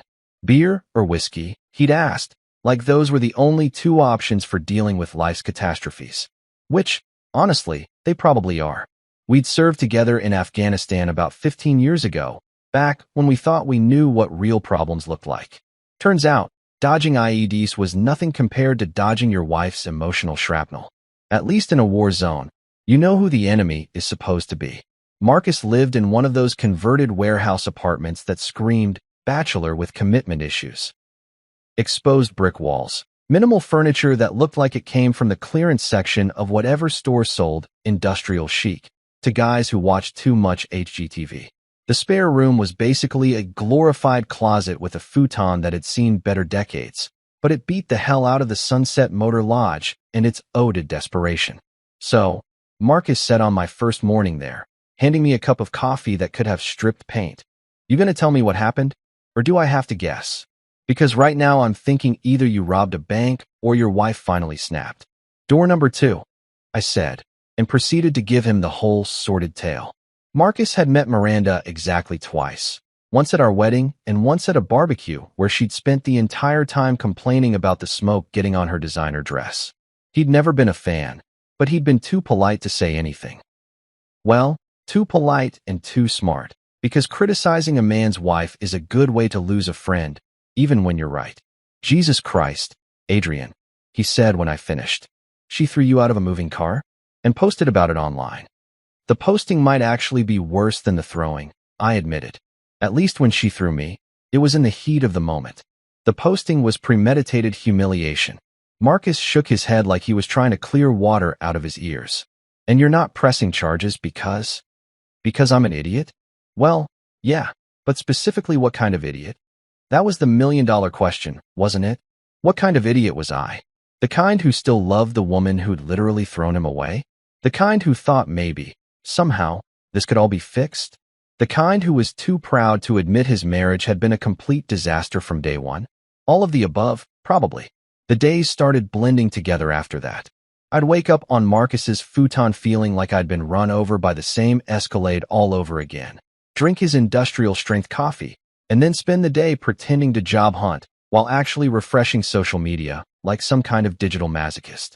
Miranda's online victory tour was in full swing. Every day brought new posts about her journey of self-discovery and learning to value herself. Photos of her at yoga class, at brunch with friends, at some spa getting treatments that probably cost more than most people's rent. All accompanied by captions that made her sound like she'd just escaped from prison instead of throwing her husband out of a car. The worst part was watching our mutual friends choose sides. And guess what? Team Miranda was winning by a landslide. Apparently, I'd been upgraded from husband to that guy Miranda had to get rid of in the court of public opinion. People who'd eaten dinner at our house, who'd laughed at my jokes, who'd acted like they genuinely cared about me. Suddenly they were treating me like I had some kind of contagious disease. Sarah from Miranda's book club unfriended me on Facebook. Tom from our couple's dinner group blocked me on Instagram. Even my dentist's office called to reschedule my appointment, and I'd bet good money Miranda had something to do with that too. Meanwhile, Lila was having the time of her life. Her social media had transformed into some kind of victory parade, with posts about toxic people and protecting family and other inspirational garbage that probably came straight from whatever self-help book she was reading this week. She'd even changed her profile picture to one of her and Miranda hugging, with a caption that read, "My queen crown #mother knows best #real recognize real." Real recognize real. Coming from a 20-year-old who'd never held a job longer than 6 months and whose biggest accomplishment was convincing her mother to pay for her spring break trip to Cancun. That was rich. But here's the thing about hitting rock bottom. Eventually, you either dig deeper or you start climbing. And somewhere around day 10 of my exile, staring at yet another social media post about Miranda's glow up, something shifted inside me. I was sitting in Marcus's living room, laptop balanced on my knees, when I came across a post that made my blood pressure spike to stroke levels. It was a picture of Miranda and Lila at some fancy restaurant, raising champagne glasses in a toast. The caption read, "Celebrating new beginnings and the courage to leave the past behind. Sometimes the trash takes itself out. Wastebasket sparkles. #blessed. #motherdaughter. #new chapter." The trash takes itself out. That's what I was to them. 6 years of marriage, 6 years of supporting Miranda's dreams, 6 years of trying to build a relationship with her poisonous daughter, and I was trash that had taken itself out. You okay over there? Marcus asked, looking up from whatever military documentary he was watching. You look like you're about to have an aneurysm. Just peachy, I said, closing the laptop with more force than necessary. Living the dream. Marcus muted the TV and turned to face me. All right, real talk time. How long are you going to do this to yourself? Do what? This. He gestured at me like I was a particularly disappointing science experiment. Wallowing. Refreshing her social media every 5 minutes. Acting like a kicked dog hoping she'll let you back in the house. I'm not. Yes, you are. And it's pathetic. Marcus had never been one to sugarcoat things. You want to know what I think? Not really, but you're going to tell me anyway. Damn right I am. I think you're sitting here feeling sorry for yourself because it's easier than admitting you're pissed off. And you should be pissed off, Adrian. That woman didn't just break up with you. She humiliated you. She turned you into entertainment for her social media followers. She threw you out of a car like you were a McDonald's wrapper. He was right, of course. I was pissed off. Furious, actually. But fury felt dangerous. Like if I let myself really feel it, I might do something stupid. Something that would prove Miranda and Lila right about me being the villain in their story. So what am I supposed to do? I asked. Key her car? Post revenge porn? Become one of those guys who shows up at their ex's workplace with a boombox. How about you stop acting like a victim and start acting like a man who got screwed over? Marcus said. How about you fight back? Fight back. 2 words that would change everything, though I didn't know it yet. 2 words that would transform me from roadkill into predator. But that night, lying on the futon and staring at the ceiling, all I could think about was how easily 6 years of my life had been erased. How quickly love could turn into contempt. How efficiently I'd been edited out of the story Miranda was telling about her life. Well, if she wanted to rewrite history, 2 could play that game. You know what they say about revenge being a dish best served cold? Whoever came up with that phrase obviously never had their life blown up by a 20-year-old sociopath and her enabling mother. Because let me tell you, when you're sitting in your buddy's spare room surrounded by bankers' boxes full of paperwork, revenge doesn't feel cold at all. It feels like the slow burn of a really good bourbon going down, warm, steady, and guaranteed to mess you up if you're not careful. Marcus's words had been bouncing around in my head for 3 days. Stop acting like a victim and start acting like a man who got screwed over. Simple advice, really. The kind of thing that sounds obvious when someone else says it, but feels revolutionary when it finally clicks in your own brain. So I did what any rational man would do when his life gets turned upside down by false accusations. I dug out every single document I'd carefully filed away over the past 6 years. Bank statements, business contracts, property deeds, investment records, insurance policies, receipts for major purchases, even those stupid warranty cards I'd filled out religiously because you never know when you might need them. Turns out, you need them when your wife tries to rewrite history and pretend you were nothing but a leech sucking her dry. The dining table in Marcus's apartment looked like a forensic accountant had exploded all over it. Piles of papers sorted by year, by category, by relevance to the case I was building in my head. Marcus took one look at the organizational chaos and whistled low. Damn, dude. You keep better records than the IRS. Military training, I said, though honestly, it was more like paranoid training. Growing up with a father who'd been screwed over in his own divorce had taught me to document everything. Paper trail tells the real story. And what a story it was telling. See, here's what Miranda and her precious daughter had conveniently forgotten when they decided to paint me as some kind of fortune hunter. I wasn't just some random guy who'd wandered into their lives with empty pockets and big dreams. When Miranda and I met, I was already doing pretty well for myself. Not rich by her standards, but comfortable. I had my own house, my own car, my own savings account, and a consulting business that was actually turning a decent profit. But love makes you do stupid things. Like selling your house to help your new wife buy her dream home. Like investing your savings into her boutique business when the initial investor backed out. Like co-signing loans and putting your credit on the line because we're partners now and partners support each other. The evidence was all there, spread across Marcus's table like a very expensive jigsaw puzzle. Bank transfer records showing my money flowing into Miranda's accounts. Business documents with both our signatures, establishing me as a partner in her precious boutique, not just some employee she could fire at will. investment statements showing joint accounts where my contributions were clearly documented. My favorite discovery was a folder labeled Property Records that contained the deed to our house. Excuse me, Miranda's house, according to her social media narrative. Funny thing about that deed, it had both our names on it. Equal ownership, established when we bought the place together using the proceeds from selling my house, plus a chunk of Miranda's inheritance from her grandmother. But the real gold mine was the business records. Miranda's Boutique. Yes, she'd actually named it that, because creativity was never her strong suit, had been hemorrhaging money when I'd stepped in. The initial business plan was about as realistic as a unicorn farm, and the first year's financials looked like someone had been using the cash register as their personal piggy bank. That's when I'd suggested we restructure everything. Bring in a real accountant, establish proper inventory controls, create an actual marketing strategy instead of just hoping people would stumble across her store and fall in love with overpriced scarves. I'd even rolled up my sleeves and handled the marketing myself, designing the website, setting up social media accounts, negotiating with suppliers. The turnaround had been pretty impressive, actually. Within 18 months, we'd gone from losing money every quarter to showing a healthy profit. The business had tripled its customer base, expanded to online sales, and even opened a second location. Miranda had gone from stressed-out boutique owner on the verge of bankruptcy to successful entrepreneur with a growing empire. But according to the story she was telling now, she'd done it all herself. I was just some deadweight husband who'd been along for the ride, contributing nothing but taking everything. The paperwork said otherwise. Every major business decision had required both our signatures. Every loan application listed both our incomes. Every tax return showed joint filing with shared business income. Hell, I was technically listed as co-owner and chief marketing officer on the official business registration. This is some serious ammunition, Marcus said, studying a particularly damaging contract that clearly showed my financial investment in the business. What are you going to do with it?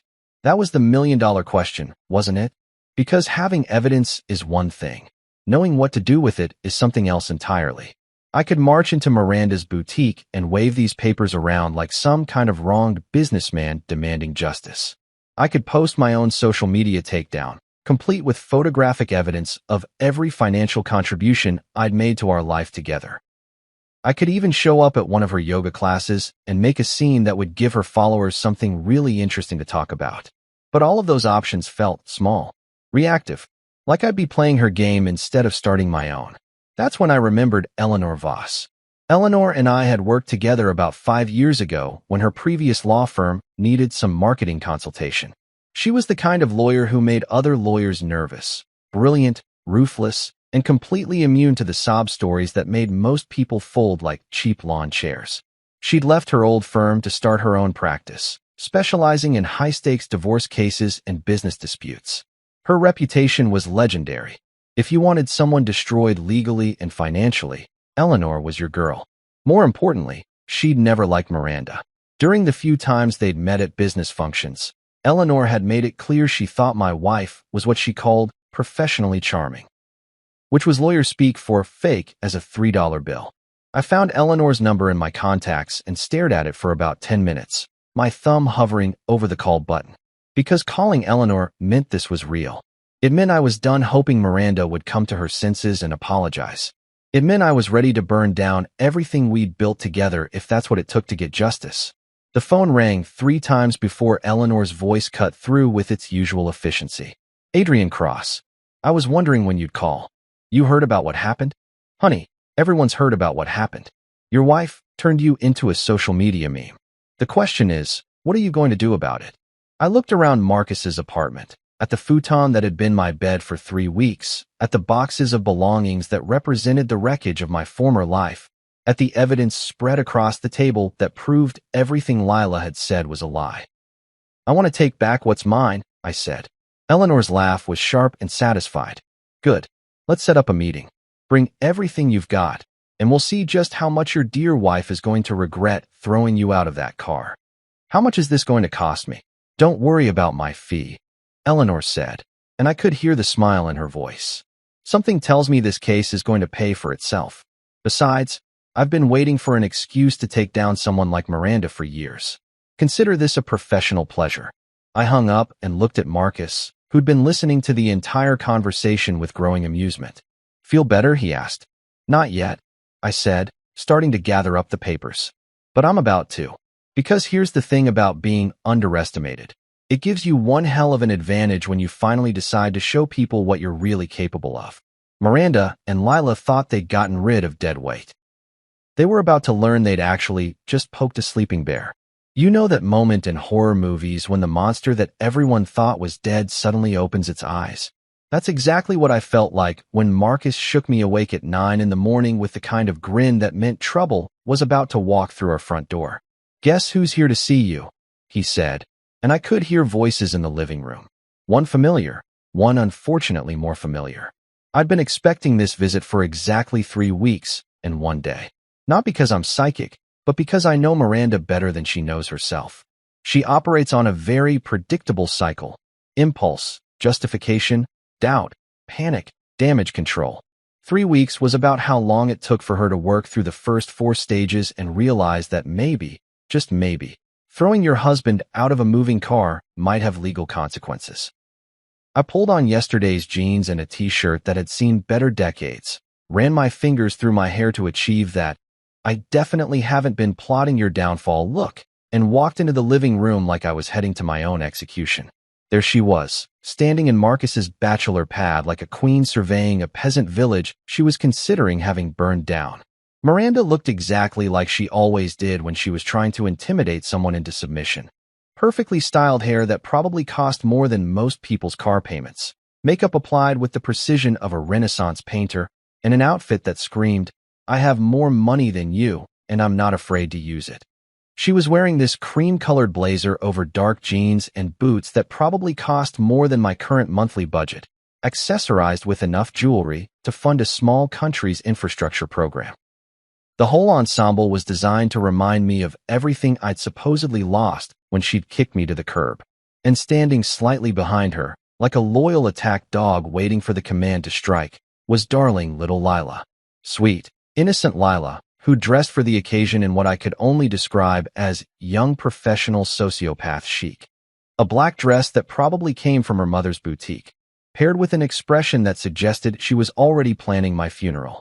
"Adrian," Miranda said, and her voice had that particular tone she used when she was trying to sound reasonable while being completely unreasonable.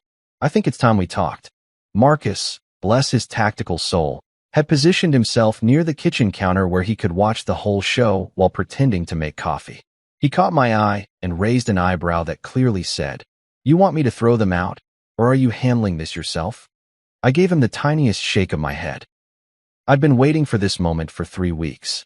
No way was I missing the show. "Sure," I said, settling into the chair across from the couch where Miranda had made herself comfortable. "Let's talk. What's on your mind?" Miranda smoothed her hands over her jeans like she was preparing for a business presentation. "I think you've had enough time to reflect on what happened, to think about your behavior, and maybe come to some realizations about why things went so wrong between us." Reflect on my behavior. That was rich. I'd spent 3 weeks reflecting. All right. Reflecting on 6 years of marriage to a woman who'd apparently been keeping a mental scoreboard of every perceived slight and disappointment, just waiting for an excuse to cash them all in at once. "I've definitely been doing some reflecting," I said, keeping my voice as neutral as Switzerland. "What kind of realizations were you hoping I'd come to?" "Well," Miranda said, glancing at Lila for support, "I think you need to acknowledge that you crossed some lines. That maybe you took advantage of my generosity and lost sight of what was appropriate in our relationship. Lost sight of what was appropriate. Coming from the woman who'd physically assaulted me and then bragged about it online, that was absolutely hilarious. And what lines would those be exactly?" I asked. Lila leaned forward like she'd been waiting for her cue to join the conversation. "The financial ones, obviously. The way you used Mom's success for your own benefit without contributing anything real in return." I had to give her credit. She delivered that line with the confidence of someone who actually believed it. Either she was a better actress than I'd given her credit for, or she'd actually convinced herself that her lie was the truth. Both options were equally terrifying. "Interesting theory," I said. "Anything else?" Miranda took a deep breath like she was about to deliver a particularly difficult diagnosis. "Look, Adrian, I know this has been hard on you. Being asked to leave was abrupt. But I think if you're honest with yourself, you'll admit that things hadn't been working between us for a while. Things hadn't been working. That was one way to describe discovering that your wife's daughter had been systematically poisoning her against you while you were busy trying to build a family. So what exactly are you proposing? I asked. I think, Miranda said, her voice taking on that sweet, reasonable tone that had once made me fall in love with her and now made my skin crawl. That if you're willing to apologize for your behavior and acknowledge the mistakes you made, we might be able to work something out. Maybe you could come home, and we could try to rebuild our relationship on a more honest foundation. Come home. Like she was offering me some kind of generous gift instead of proposing that I crawl back to the scene of my humiliation and pretend nothing had happened. And what would this honest foundation look like? I asked. Lila jumped in before Miranda could answer. It would mean respecting boundaries, not taking advantage of mom's kindness, maybe getting your own place eventually, instead of just assuming you're entitled to live in our house. Our house, not the house Miranda and I had bought together with my money. Our house, like I'd been nothing more than a long-term house guest who'd overstayed his welcome.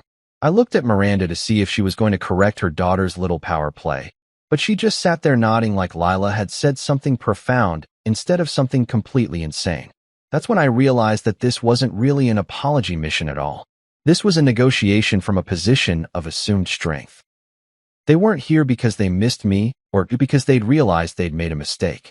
They were here because somewhere in the back of Miranda's mind, a little voice was whispering that maybe she'd gone too far.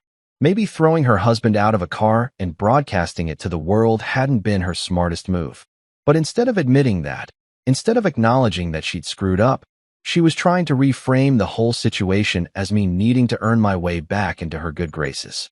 It was actually kind of beautiful, in a completely psychotic way.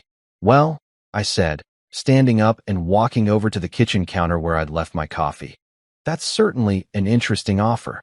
So you'll consider it? Miranda asked, and for just a second, I caught a glimpse of uncertainty in her eyes.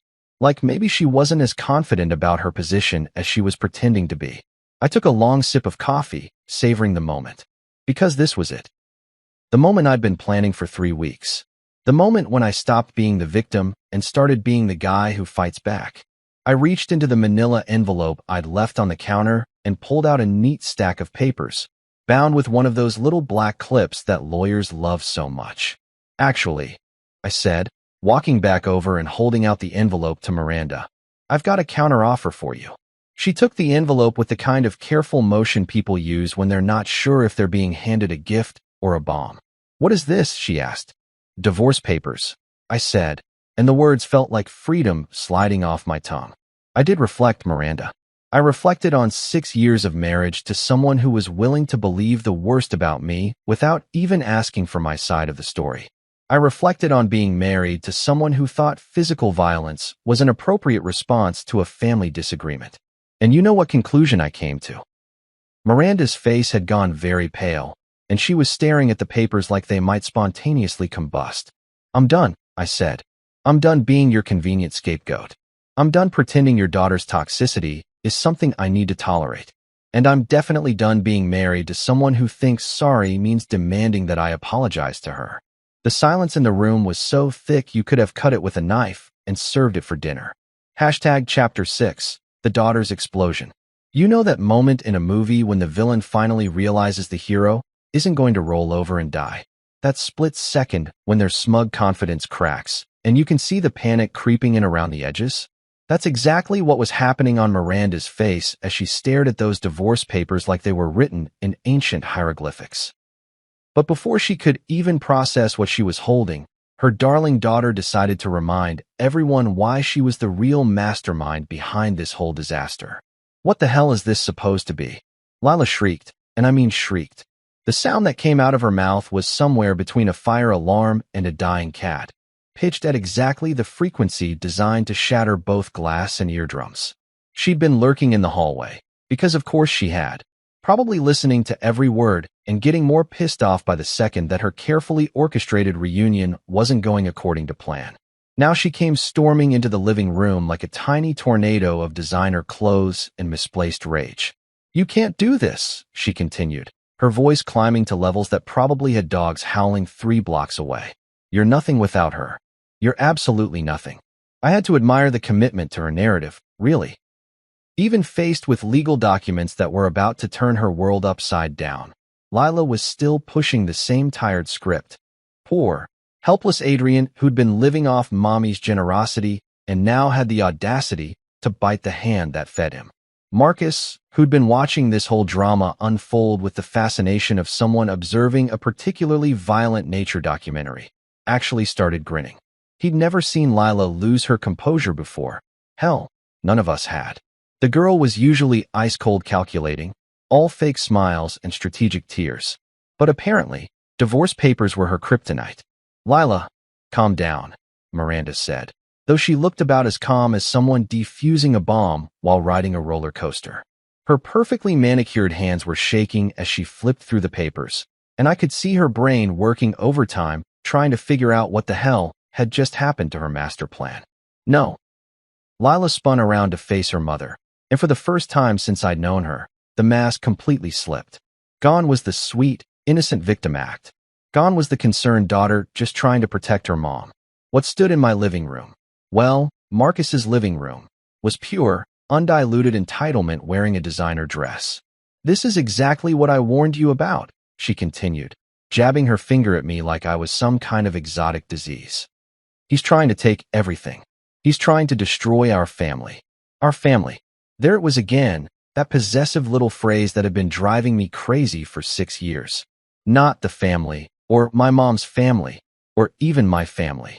Our family, like she and Miranda, were some kind of exclusive club that I'd never really been invited to join. Actually, I said, settling back into my chair and enjoying the show, I'm not trying to take everything. I'm just taking what's legally mine. There's a difference. You have no right to anything. Lila screamed, and now she was really getting warmed up. Her face was turning red, her carefully styled hair was coming undone, and she was gesticulating wildly like she was conducting an orchestra of chaos.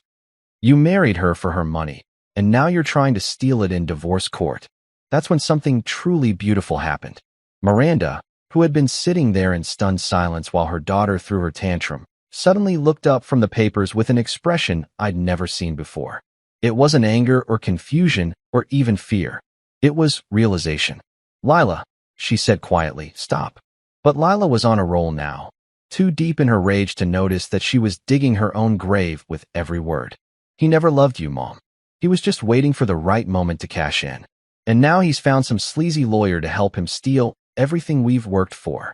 I couldn't help myself. What exactly did you work for, Lila? Your biggest achievement in the last year was getting your mother to pay for your spring break trip to Cabo. I protected her from you. Lila shot back, and there it was, the truth, naked and ugly and absolutely damning. I saw through your act from day one. I knew what you really were. The silence that followed was so profound you could have heard a pin drop in the next county. Because what Lila had just admitted, in her uncontrolled fury, was that she'd been plotting against me from the very beginning. Not protecting her mother from some recent betrayal, not responding to suspicious behavior she'd suddenly noticed. She'd been actively working to destroy my marriage from day one. Miranda was staring at her daughter like she'd never seen her before. And maybe she hadn't, really. Maybe she'd been so blinded by maternal love and the desire to keep her daughter happy that she'd never noticed what a manipulative little sociopath she'd raised. You planned this, Miranda said slowly, and her voice was so quiet it was barely audible. From the beginning. You never gave him a chance. Of course I never gave him a chance. Lila exploded, too far gone to realize she was confessing to years of psychological warfare. Why would I? He was just some random guy who thought he could waltz into our lives and take over. You were fine before he showed up. We were fine. And there it was, the real motive, laid bare in all its twisted glory. This wasn't about protecting her mother or preventing financial abuse or any of the noble reasons she'd been selling. This was about a spoiled 20-year-old who couldn't handle sharing Mommy's attention and had spent 6 years systematically destroying any chance of happiness her mother might have found. Marcus was openly staring now, his coffee cup frozen halfway to his mouth. I think even he was impressed by the sheer scope of Lila's manipulation and the spectacular way it was all falling apart. Lila, Miranda said, and now her voice was getting stronger, more certain. You lied to me. About the money, about Adrian stealing, about everything. I didn't lie, Lila insisted, but her voice was getting shrill and desperate. I was protecting you. You're too trusting, too naive. You needed someone to look out for your interests. By destroying my marriage. It wasn't a real marriage anyway. Lila shot back, and I swear I could see the exact moment when she realized she'd gone too far. Her face went pale, her mouth snapped shut, and she looked around the room like she was suddenly aware that everyone was staring at her with varying degrees of horror and disgust. Miranda stood up slowly, those divorce papers still clutched in her hands. And for the first time in 6 years, she looked at her daughter the way she should have been looking at her all along, like someone who'd just discovered a snake in her bed. Get out, she said quietly. Mom, get out of here, Lila. Right now? Before I say something we'll both regret. You can't be serious, Lila said, but her voice had lost all its fire. Now she just sounded like what she really was. A scared kid who just realized her game was over and she was about to face the consequences. I'm completely serious, Miranda said, and the steel in her voice was something I'd only heard a few times in our marriage, usually when she was dealing with difficult customers or pushy suppliers. You've destroyed enough. Get out. Lila looked around the room one more time, maybe hoping someone would come to her rescue or tell her this was all just a misunderstanding. But Marcus was watching her with open contempt. I was watching her with something that might have been pity if I wasn't still so angry. And her mother was watching her with the kind of disappointment that cuts deeper than any insult. Fine, Lila said, grabbing her purse and heading for the door. But don't come crying to me when he takes everything and leaves you with nothing. This is exactly what I was trying to prevent. The door slammed behind her with enough force to rattle the windows, and then it was just me, Miranda, and the wreckage of 6 years of lies. You know what's better than revenge? Watching your enemies destroy themselves while you sit back and eat popcorn.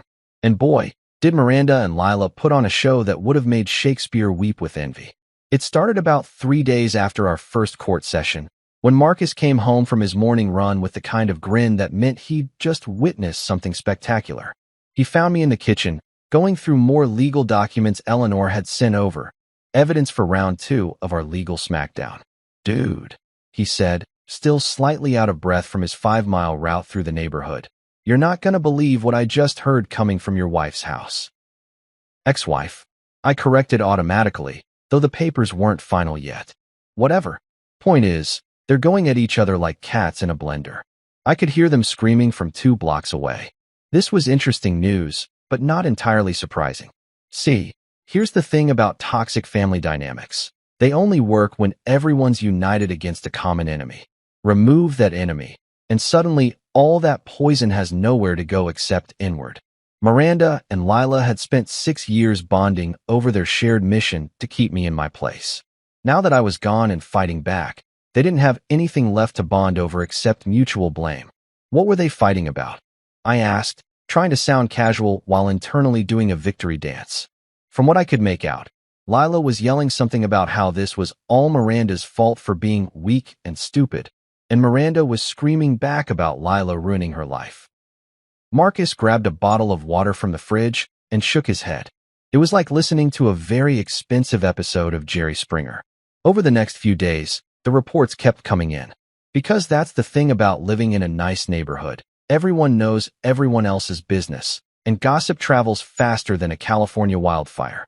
Janet, our mail carrier, mentioned that she'd had to wait 5 minutes for the shouting to die down before she could safely approach Miranda's front door. The FedEx guy told Marcus he'd actually turned around and left a package at the depot because the screaming coming from inside the house made him think someone was being murdered. Even Mrs. Patterson, the 70-year-old lady who lived next door to Miranda and was usually deaf as a post, started complaining about the noise. But the real intelligence came from Sarah, Miranda's former best friend from book club. I ran into her at the grocery store about a week after the court hearing, and let me tell you, she was practically bursting with information she was dying to share. Adrian, she said, cornering me in the frozen food aisle like she'd been waiting for this moment her entire life. I heard about the divorce. How are you holding up? Now, Sarah had been Team Miranda since day 1 of our separation. She'd been one of the people cheerfully commenting on Miranda's social media posts about cutting dead weight and knowing your worth. But apparently, recent developments had caused her to reconsider her loyalties. "I'm doing fine, Sarah," I said, trying to extract myself from the conversation before it turned into a gossip session that would fuel the neighborhood rumor mill for months. "Well, I just want you to know that I never believed those things Lila was saying about you," she said, which was interesting since she'd been publicly supporting Miranda's version of events just 2 weeks ago. "I always thought there was more to the story." "That's very kind of you to say. And honestly," Sarah continued, lowering her voice like we were discussing state secrets, "I think Miranda is finally starting to see what Lila really is. The things that girl has been saying to her mother, it's just awful. This was where I should have politely excused myself and walked away. This was where I should have taken the high road and refused to engage in gossip about my estranged wife and her toxic daughter. This was where I should have been a better person. Instead, I found myself asking, what kind of things?" Sarah's eyes lit up like Christmas morning.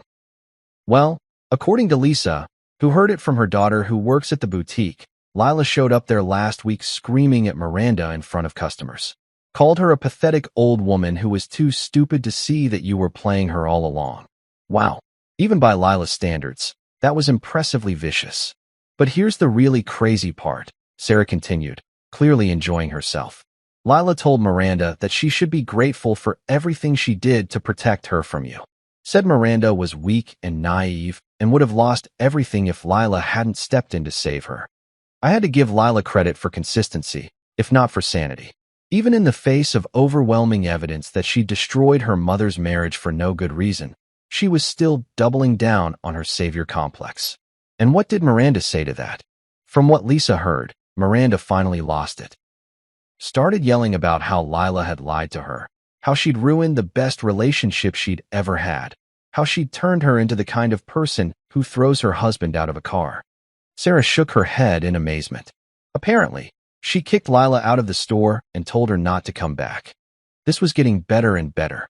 Not only were they fighting, but Miranda was finally starting to understand the scope of what her daughter had done. It was like watching someone wake up from a 6-year coma and realize their entire life had been a lie. But Sarah wasn't done with her intelligence briefing. "And then," she said, leaning in closer, "yesterday, Lila showed up at Miranda's house with some guy she's been dating. You know, that loser with the motorcycle who thinks he's in a boy band? Anyway, she demanded that Miranda give her money for a deposit on an apartment, since Miranda had ruined her living situation by choosing you over her own daughter." "Let me guess," I said. "Miranda said no." Miranda said hell no. And then Lila started screaming about how Miranda owed her for all the years she'd spent protecting her, how she'd sacrificed her own happiness to keep you from taking advantage of Miranda's kindness. Sarah was clearly relishing every detail. So Miranda told her that the only person who'd been taking advantage of anyone was Lila herself. And then what happened? From what Mrs. Patterson told me, Lila threw something, maybe a vase, and it shattered against the wall. Then she stormed out yelling that Miranda would regret choosing a lying thief over her own flesh and blood. I tried to process this information with appropriate solemnity, but inside I was doing backflips. Because this was exactly what I'd hoped would happen, but better. I'd figured that removing myself from the equation would cause some tension between Miranda and Lila, but I hadn't dared to hope for this level of spectacular implosion. Marcus was right when he got home that evening. I was living rent-free in their heads, and they were tearing each other apart trying to figure out who was to blame for losing me. "The best part," Marcus said, settling into his favorite chair with a beer, "is that you're not even doing anything. You're just sitting here, going through legal documents and living your life, while they're over there setting their own house on fire." He was right. This wasn't some elaborate revenge scheme I'd orchestrated. This was just the natural consequence of two toxic people being forced to confront the reality of what they'd done without having me around to blame for everything that went wrong in their lives. "You think it'll get worse?" I asked. Marcus laughed. "Brother, this is just the beginning. Wait until the next court hearing when that judge rules in your favor. Wait until Miranda realizes she's about to lose half of everything she thought was hers. Wait until Lila figures out that mommy isn't going to be able to fund her lifestyle anymore." He was right, of course. This was just the opening act.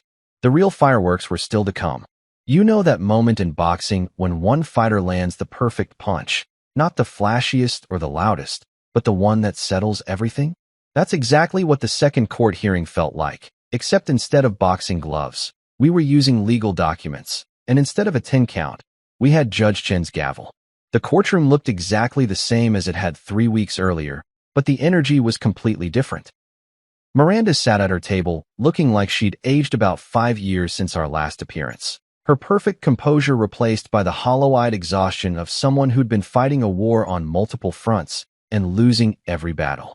Her lawyer, Pemberton, looked even worse. The cocky country club confidence had been replaced by the desperate energy of a man who knew he was about to watch his case get dismantled piece by piece. He kept shuffling through his papers like he might magically find some evidence that would save them. But we all knew the truth. They were screwed, and everyone in that courtroom could smell it.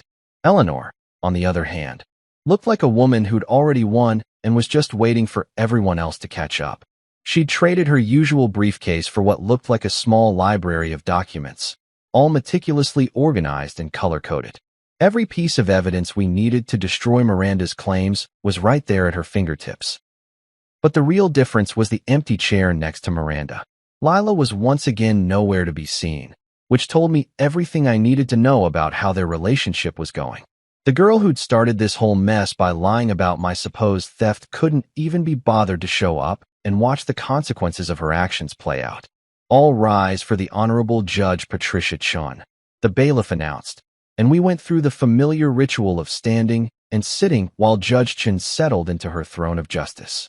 "This is the continued hearing in the matter of Cross versus Cross," she said, flipping through what looked like our entire case file. "Mr. Pemberton, I trust you've had time to review the evidence presented in our last session?" Pemberton stood up like a man walking to his own execution. "Yes, Your Honor. The defense maintains that Mrs. Cross's business success was primarily due to her own efforts and vision, and that Mr. Cross's contributions were minimal at best." Judge Chun looked at him over her reading glasses with the expression of someone who'd just been told that gravity was optional. "Mr. Pemberton, are you suggesting that bank records, business contracts, and sworn testimony are all somehow inaccurate?" "No, Your Honor, but we believe the context of these contributions has been misrepresented." "I see. And what context would that be?" This was where Pemberton made his fatal mistake. Instead of cutting his losses and trying to salvage what he could for his client, he decided to double down on stupid. "Your Honor, while Mr. Cross may have made financial contributions to the business, Mrs. Cross was the creative force, the public face, and the primary decision-maker. Mr. Cross was essentially a silent partner who—" "Objection," Eleanor said, rising from her chair with the grace of a predator who'd just spotted wounded prey. "Your Honor, Mr. Pemberton is testifying rather than presenting evidence." "Sustained," Judge Chun said, and the look she gave Pemberton could have frozen hell over. "Mr. Pemberton, do you have any new evidence to present, or are we going to continue with creative storytelling?" That's when Eleanor stood up and delivered what can only be described as a legal masterpiece. "Your Honor, if I may address the court's question about context." She walked over to the evidence table and picked up a thick folder. "The plaintiff would like to present additional evidence that we believe provides the complete picture of Mr. Cross's role in the defendant's business success." Judge Chun gestured for her to proceed, and Eleanor opened that folder like she was revealing the crown jewels.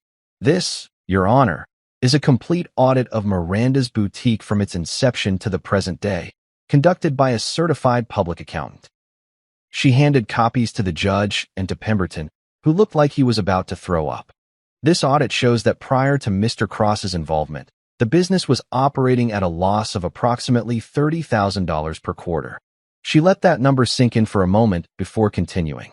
"Within 6 months of Mr. Cross's investment and operational involvement, the business showed its first profit. Within 1 year, quarterly profits had increased to an average of $40,000. The current quarterly profit average is $65,000. I watched Miranda's face during this presentation, and it was like watching someone realize that their house had been built on quicksand. Because what Eleanor was laying out wasn't just my contribution to the business. It was proof that without me, there wouldn't be a business to fight over. Furthermore, Eleanor continued. This audit shows that Mr. Cross's marketing strategies directly resulted in a 340% increase in customer base. His inventory management system reduced overhead costs by 35%, and his supplier negotiations improved profit margins by an average of 22%. Pemberton tried to object, but Judge Chen waved him off like she was shooing away a particularly annoying fly. Your Honor, Eleanor said, the evidence clearly shows that Mr. Cross wasn't just a contributor to this business. He was the architect of its success. Mrs. Cross provided the initial vision and continues to serve as the public face, but Mr. Cross transformed that vision into a profitable enterprise. Then came the moment I'd been waiting for, the financial breakdown.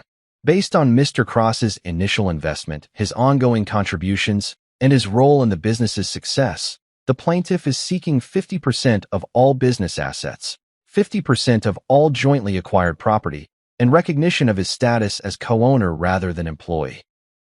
The silence in that courtroom was so complete you could have heard a mouse sneeze. Miranda was staring at the table in front of her like it might contain answers to questions she didn't even know how to ask. Pemberton was frantically scribbling notes that probably said things like, "We're screwed," and "update resume." Judge Chen spent what felt like an eternity reviewing the audit documents, occasionally looking up at Miranda with an expression that suggested she was seeing the case in an entirely new light. Mrs. Cross, she finally said, do you dispute the accuracy of this financial audit? Miranda looked up like someone had just slapped her awake. No, Your Honor. The numbers appear to be accurate. And do you dispute that Mr. Cross played a significant role in your business's financial success? Another long pause. Another moment of visible internal struggle.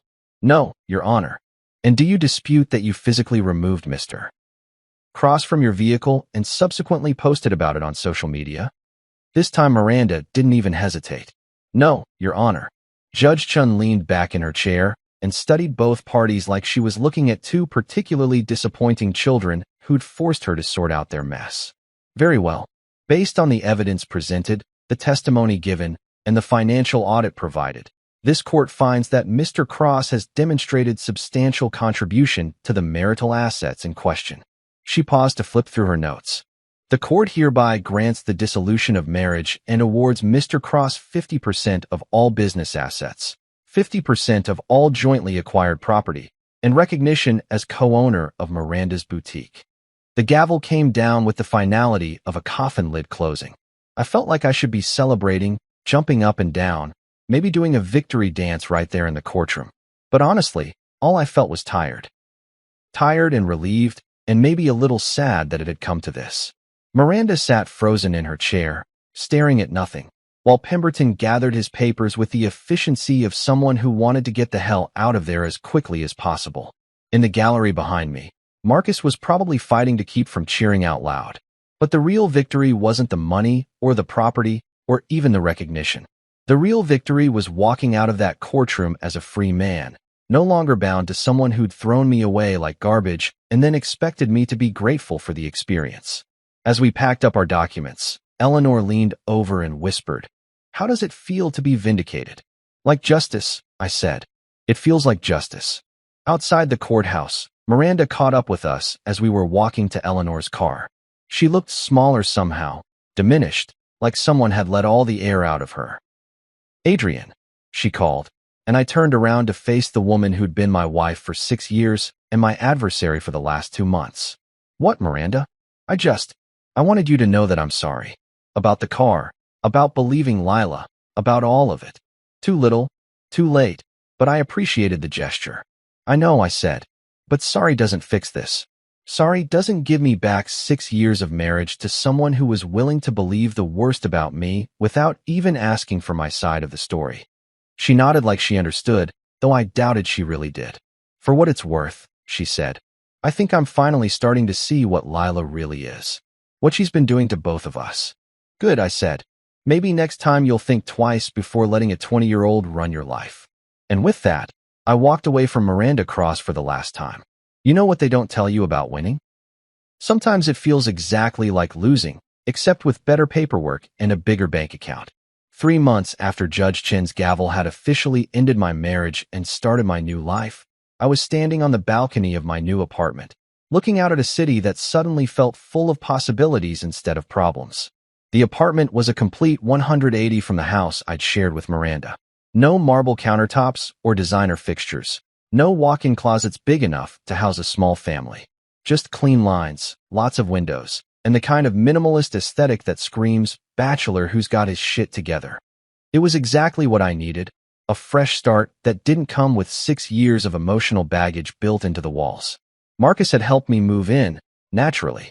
The guy had become my unofficial life coach, marriage counselor, and reality check all rolled into one. He'd taken one look at my new place and nodded approvingly. "This," he'd said, cracking open a beer and settling into my new leather couch. "This is what winning looks like." He wasn't wrong. The settlement had been even better than Eleanor had predicted. 50% of the business assets, 50% of the house proceeds when Miranda was forced to sell it, and a nice chunk of the investment portfolio we'd built together. Turns out, when you actually contribute to a marriage instead of just taking up space, the courts tend to notice. But the real satisfaction came from the follow-up reports I kept getting about Miranda and Lila's ongoing implosion. Because apparently, when you remove the common enemy that's been holding your toxic family dynamic together, things get very ugly very quickly. Sarah from the book club had become my unofficial intelligence source, though I suspected she was getting as much entertainment out of the gossip as I was. She'd stopped by the previous week with updates that were better than any reality TV show. "So get this," she'd said, settling into my kitchen with coffee and the latest neighborhood drama. "Miranda had to put the house on the market last month.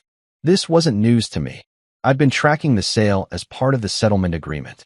But Sarah had details that went beyond the legal paperwork. Apparently, Lila showed up the day before the real estate photos were taken and threw an absolute fit. Started screaming about how this was her childhood home and Miranda had no right to sell it just to pay Adrian his blood money. Blood money. I had to admire Lila's commitment to making me the villain in her story, even when faced with overwhelming evidence that she destroyed her mother's life for no good reason. And then what happened? Miranda finally grew a spine and told her that if she wanted to keep the house, she was welcome to come up with $500,000 to buy out your share. Sarah laughed like this was the funniest thing she'd heard all year.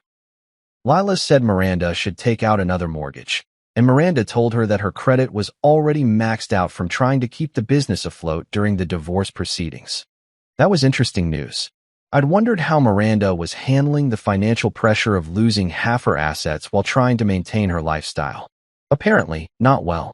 But here's the really good part, Sarah continued. Lila demanded that Miranda give her money to put down on her own apartment, since she was being forced out of her family home.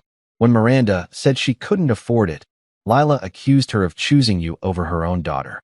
And Miranda told her that she'd already chosen you over her daughter 6 years ago when she married you.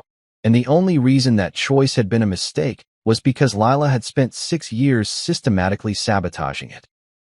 I had to give Miranda credit for finally connecting the dots, even if it was about 3 months too late to save our marriage. The business reports were even better. According to Eleanor's contacts in the financial community, Miranda's boutique was struggling without my operational expertise. Inventory was piling up, customer complaints were increasing, and the marketing budget was being wasted on flashy campaigns that looked good but didn't actually drive sales. She's learning the hard way that running a business involves more than just being the pretty face in the advertising. Eleanor had told me during our final meeting, "Your ex-wife is discovering that all those systems you put in place weren't just suggestions. They were the foundation that kept everything running smoothly." The irony was delicious. Miranda had spent years taking credit for the business's success while minimizing my contributions. Now she was finding out exactly how much she'd been taking for granted. But the news that really made my day came from Marcus, who'd run into Lila at a coffee shop downtown. She'd apparently been working as a barista for the past month, which was probably the first real job she'd ever had in her life. She looked like hell, Marcus had reported with obvious satisfaction. Hair in a messy bun, coffee stains on her uniform, and the kind of dead-eyed expression you get from dealing with entitled customers all day. "Did she see you?" "Oh yeah, made eye contact and everything. I ordered a large coffee, extra hot, and told her to have a wonderful day." Marcus grinned like a man who'd just won the lottery. "She looked like she wanted to spit in my cup, But apparently, even she's not stupid enough to mess with customers when she needs the job. The mental image of Princess Lila taking orders from random strangers and cleaning up spilled milk was almost too perfect to believe. Justice had a sense of humor after all. But the real moment of closure came 2 weeks later, when I was leaving my new office. Yeah, I'd started my own consulting business, because apparently getting screwed over by your wife is excellent motivation for professional independence. I was walking to my car when I heard a familiar voice calling my name. I turned around, and there was Lila, looking nothing like the confident young woman who destroyed my marriage for months earlier. She was thinner, tired-looking, and dressed in clothes that actually looked like they came from a normal store instead of her mother's boutique. "Adrian," she said, and her voice had none of its usual edge. "Can we talk?" "I can't imagine what we'd have to talk about," I said, because honestly, I couldn't.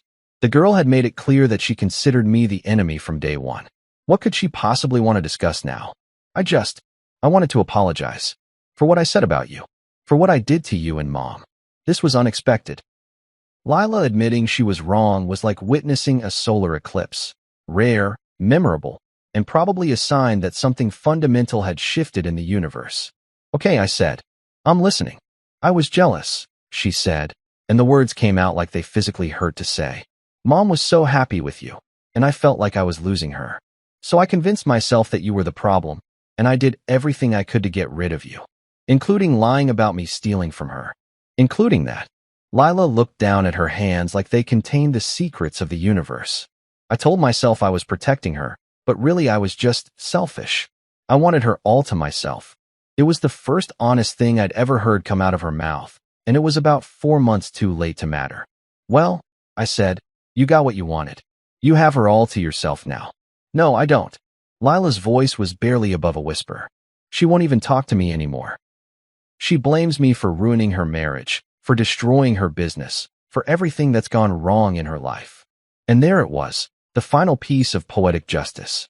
Lila had gotten exactly what she'd thought she wanted, only to discover that destroying other people's happiness doesn't actually make you happy. It just makes you the kind of person who destroys other people's happiness. "I'm sorry that happened," I said, and I actually meant it. Not because I felt bad for Lila. She'd made her bed and now she was lying in it. But because the whole situation was just wasteful. 6 years of marriage, a successful business partnership, and a family dynamic that could have worked if everyone had just been honest about what they wanted. "Do you think?" Lila started, then stopped herself. "Never mind." "What? Do you think you could ever forgive me? For what I did?" I thought about that for a long moment. Forgiveness is a tricky thing. It's not about pretending someone didn't hurt you, and it's not about letting them off the hook for the consequences of their actions. It's about choosing not to carry their poison around inside you anymore. "I already have," I said. "But that doesn't mean I trust you, and it doesn't mean I want you in my life. Some things break in ways that can't be fixed." Lila nodded like she understood, though I suspected she was hoping for a different answer. "For what it's worth," she said, "you were good for her. For Mom. She was happier with you than I'd ever seen her." "I know," I said. "That's what makes this whole thing so pointless." And with that, I walked away from Lila Cross for the last time. That night, I stood on my balcony with a glass of wine, looking out at the city lights and thinking about second chances. Not the kind where you go back and try to fix what's broken, but the kind where you take what you've learned and build something better. I'd gotten my revenge, all right. Not by screaming or plotting or trying to hurt Miranda and Lila the way they'd hurt me. I'd gotten my revenge by refusing to let their toxicity define my future. I'd gotten my revenge by building a life that was better than anything I could have had with them. And that, I realized, was the sweetest revenge of all.